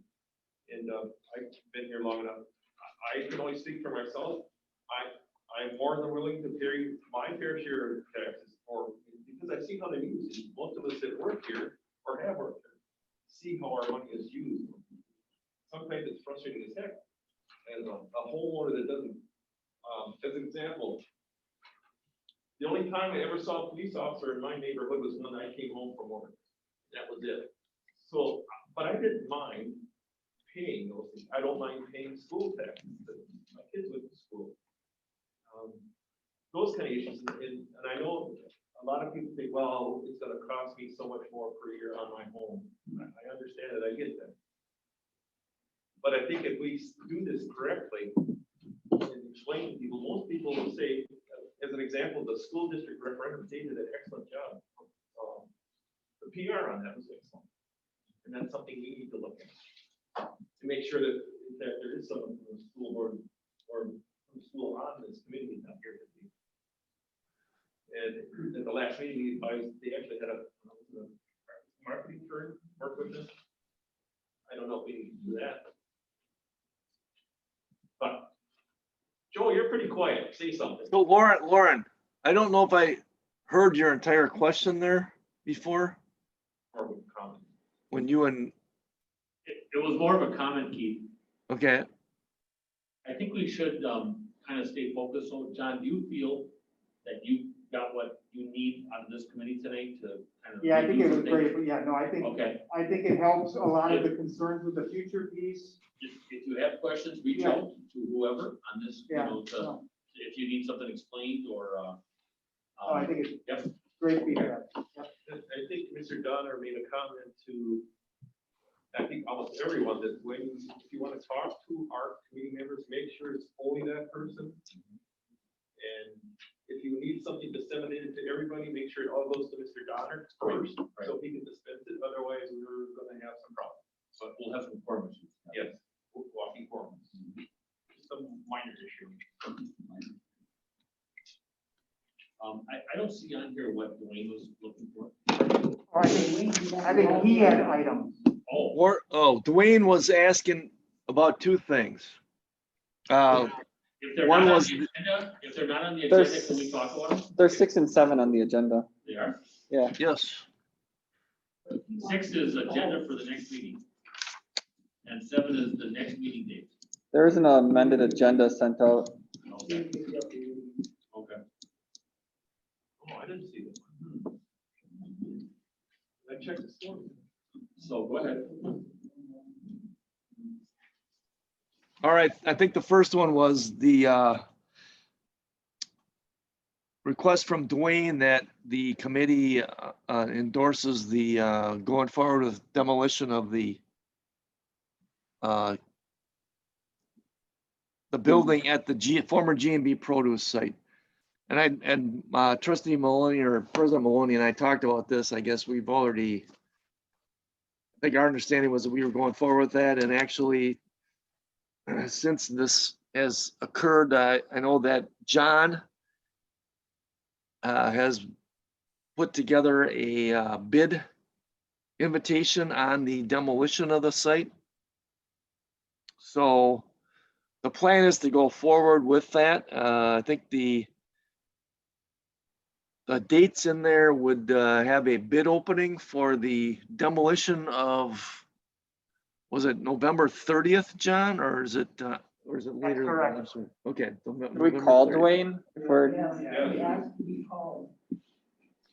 Yes, he called. So do we have his? I have his number. I can call him. I've got it. Yeah, why don't you just call him, put him on speaker, Mark? Thank you. Yeah, I brought that up last meeting. We already okayed that. I think we need to take formal action. I think that's what they're looking for. I thought we took formal action at the board level. That's what Keith was just talking about. We did it. Right. And when I talked to Dwayne, I didn't necessarily recollect that, so that's my mistake. But we are moving forward on that. So whether this committee wants to just endorse that, whatever they want to do, that was Dwayne's suggestion. So I don't see a problem with us endorsing the board's action. I do not have Dwayne's number. Yep. I can call Keith, yeah, we got to call probably someone here. If you have his number, let me know and I'll call. 608. Hold on.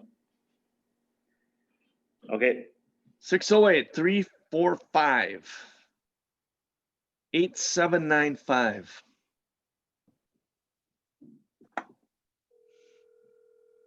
I got some feedback issues here. I got his answering machine. Just because you got it.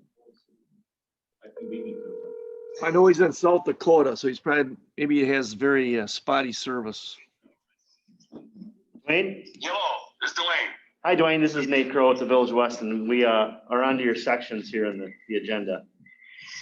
Oh, okay, should I call the other one then? You can. Should I call in or just go from this phone? Just go from this phone. We have you on speaker. Okay, all right, I can hear you, go ahead. So we're on item 6, the agenda. Do you have a copy of the agenda, Dwayne? Yeah, I don't have it in front of me, but I know it's on what it is.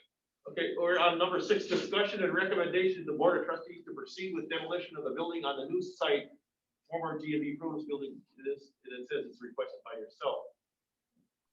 Yeah, what I did at the minutes of your last meeting, And I know that the discussion was there, and I asked that he put on an agenda so we could consider making recommendations to board to start moving forward with some of this. So that's why I wanted to bring it up in front of the whole committee. Mark, do you want to respond? Yeah, Dwayne, this is Mark Maloney. We've already took action on that as a board. And John has a bid opening on November 30th. So we don't need action by the board of trustees. So That's fine with me. Just Yep. want to make sure it got done. Yep, we just didn't realize it when you had asked that at the last meeting. Okay. Okay, and then a sign was brought up by trustee Ermeling also. And I think saw that. Keith is close to maybe getting a marketing or somebody, and then I think we should have that done up by a marketer and not just some block letters out there saying what's gonna be there. I agree with that too. Maybe a possible rendition on there on the, west facing and south facing on Camp Phillips and Ross Avenue. My only question I have, Mark, is do we need any action or recommendation, anybody, or can we, this committee can move it forward? I don't believe we do. I don't believe we What's do, that? Dwayne, but great ideas. We could just do it? Yep. Well, actually, the That's all. village is gonna do it. That's all I was asking, so you had formal action, so as Yeah, long as you feel good with it, as the president of the village board, I have no problem. Making Yeah. sure you want, make sure we have the proper procedure. You believe that this committee should I think we advise? should also take, not necessarily, I think we should endorse the action taken by the board of trustees. Go ahead. So on item 6, is there a motion to endorse the action taken by the board of trustees considering? Who said that? Barb, Oh, moved by Early. Second by Bushnell. On the question. All in favor, say aye. Aye. Aye. All opposed? So carried. On to item 7. Discussion and recommendation to the board of trustees to place a sign on the new building site announcing the new facility project. Move by Gal. Second by. Second by, Bender. sorry, forgot his last name. Sorry. Second by Bender. On the question. On the question, Go ahead. timing of the placement of the sign. Before We Frost. want that, my understanding was we wanted to have that done either concurrently with the demolition being done or right after it was done. Or what is there a I would say. desire? I would say right as you begin, because people are gonna have so many questions on what's going on with demolition and tree removal. I would Okay. say a week prior to that. Yeah. I agree. And get the I agree, posted this Gal. week, yeah, Yeah, before it freezes. yep. Okay, very good, thank you. And then possibly using a marketing group to have something nicely done on these signs. Possibly with a rendition, Sure, instead of just block lettering, okay? all right. Anything else on the question? All in favor, say aye.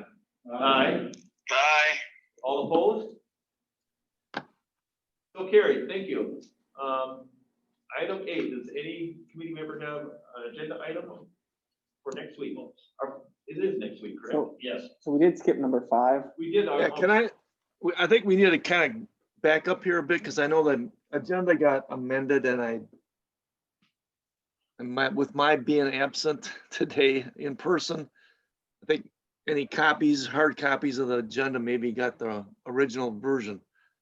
Okay, So item 5 was to give you a kind of a sense of where we're going with some of the marketing and public relations stuff here.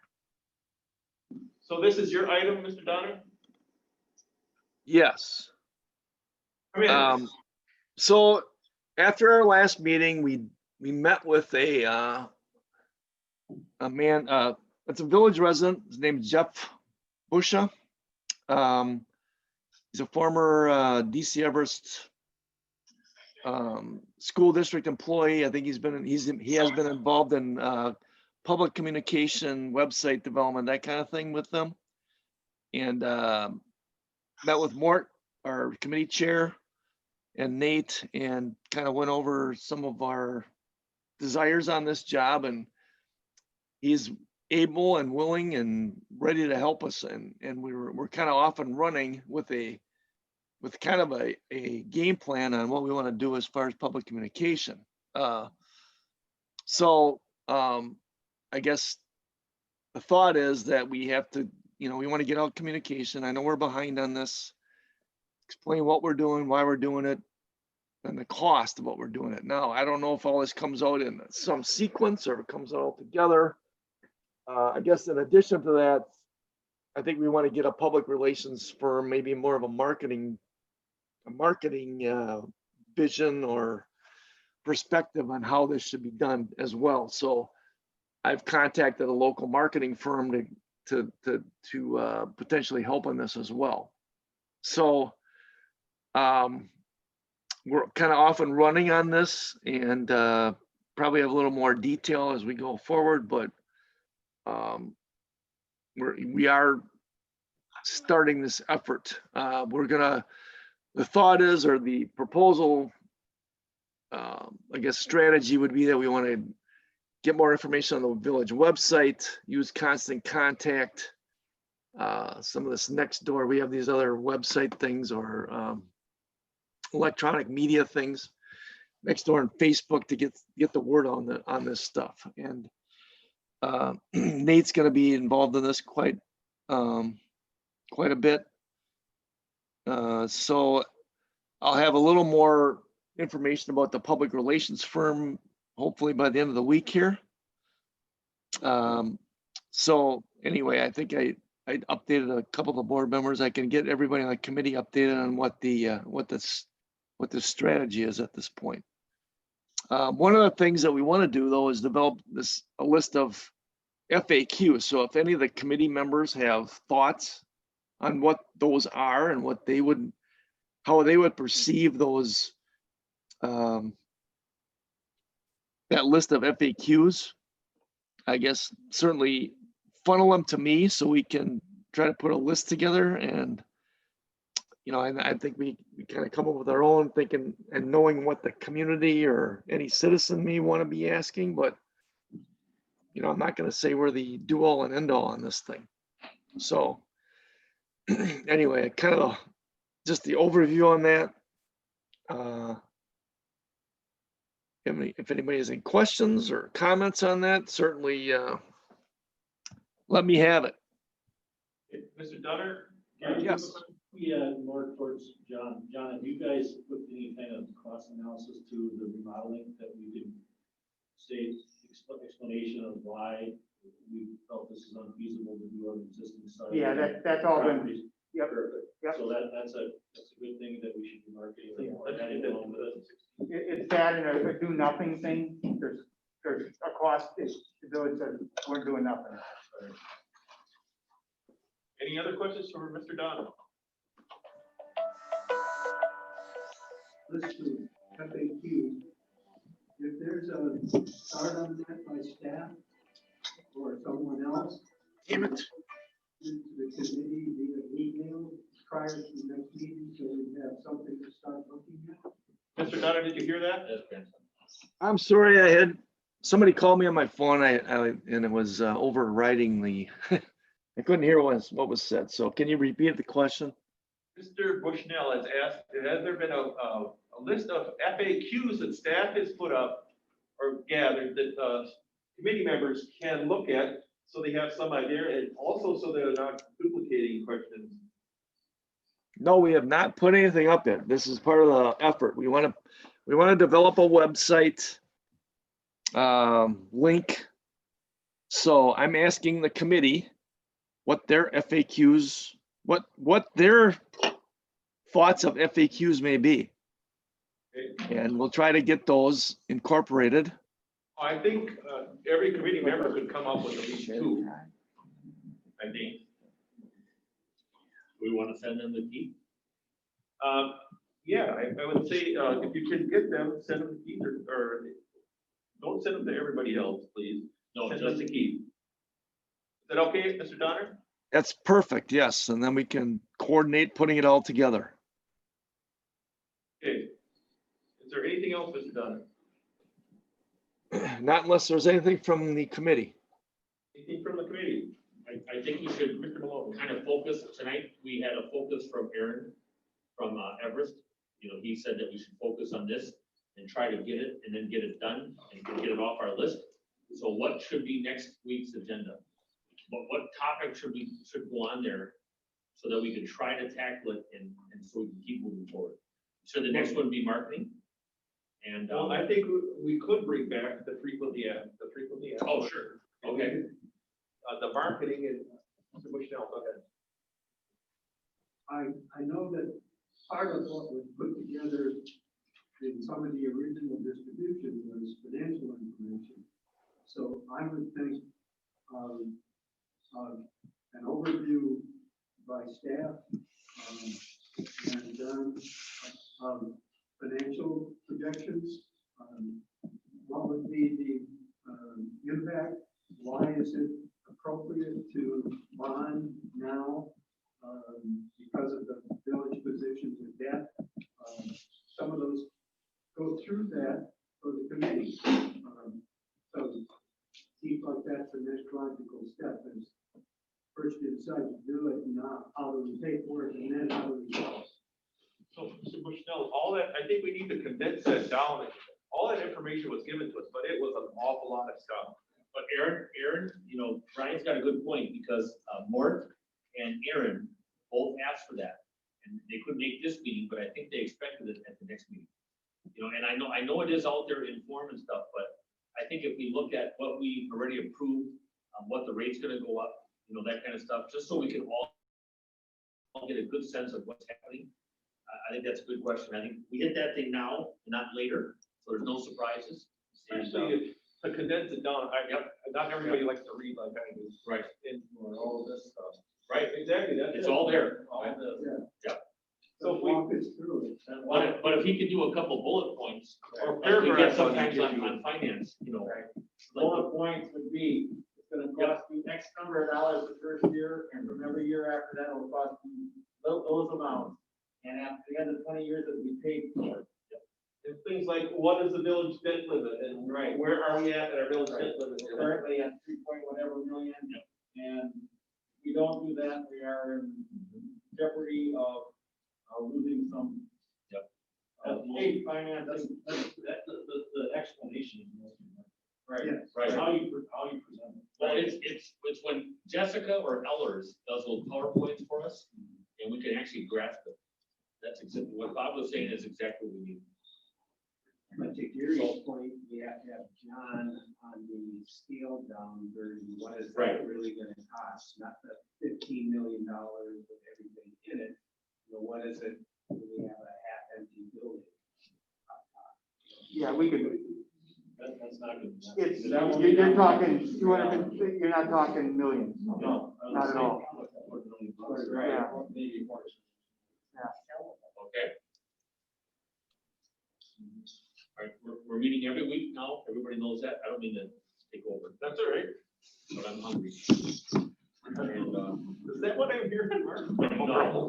I thought you had a reserve. Yeah. So it's scheduled for Wednesday, November 11th, at 4:30 PM. Is it also at this location? I think we'll probably move back to the, Matt? Okay. Back to the- I think we can move back to the Weston Municipal Center next time. Okay. We gotta make sure that we're not at cross purposes for me saying where this is gonna be. Unless the election count is still going on, I don't know. Oh, I pity the staff that's doing that. It'll Okay. be at the county. Oh, yeah, That's true. That's true. So, next meeting is Wednesday, November 11th at 4:30. And we'll keep the same schedule that we have here already. I agree. If we need to change it, we'll change it at the next meeting. Okay. Anything else? How about attendance at the next Wednesday? We need I'll be there. John here, Right, or is he gonna bring something back? I think you will be. I'm in town usually anyway. Okay. Wednesdays, so You can't get away from here. I'll plan on attending, because if it fits in, I'll try to throw up the new floor plan. That'd be great, thank you. Okay, that's settled. Any other questions? So I guess just so we're clear is the agenda. So you want the financial kind of walkthrough projections and Bullet then, points. and then a follow-up of the current list of the FAQs? Yep. Okay. And what's And then on- an updated floor plan. Good. Actually, one more item to 5, and that was covered, Yeah. what it not. Yep. Okay, any other remarks from committee members? just, I'm sorry I got that calendar invitation to the meeting. I was putting it on my calendar and sent it out. Technology. Technology Yeah. company. I did not have my intent to do the agenda. Trustee Maloney, anything from you? I'm good. See you right now. Trustee Question, Barfield? you're gonna be doing your office, just like you do the office, you're gonna do that Dropping it. for everything else. Can you also do it for the shop area for, where just Trucks. what it is? For vehicles? Yeah, for Oh, vehicles. yeah. Because those are some good questions about Yep. what we're doing. Yep. Yep. That's it. Trustee Ziegler? Good. Mr. Jordan? I got a, on the next Thursday, so is it, our next Wednesday, is the problem if I show up here at 5:30, 46? Sure, I'm pretty sure we'll be still talking. Mr. Bushnell, show up at the meeting. Mr. Bushnell, anything from you? Mr. Bennett? Mr. Irwin? Trustee Irwin? Nothing from you, Michael? I'm good. Nate? I'm good, thank you. And I have nothing. I appreciate everyone sticking with us. It's been going long. Maybe it's because I talk too much, but it is. I think it should be a Ermeling adjournment. Barb? All right. We'll get a lot of questions on that.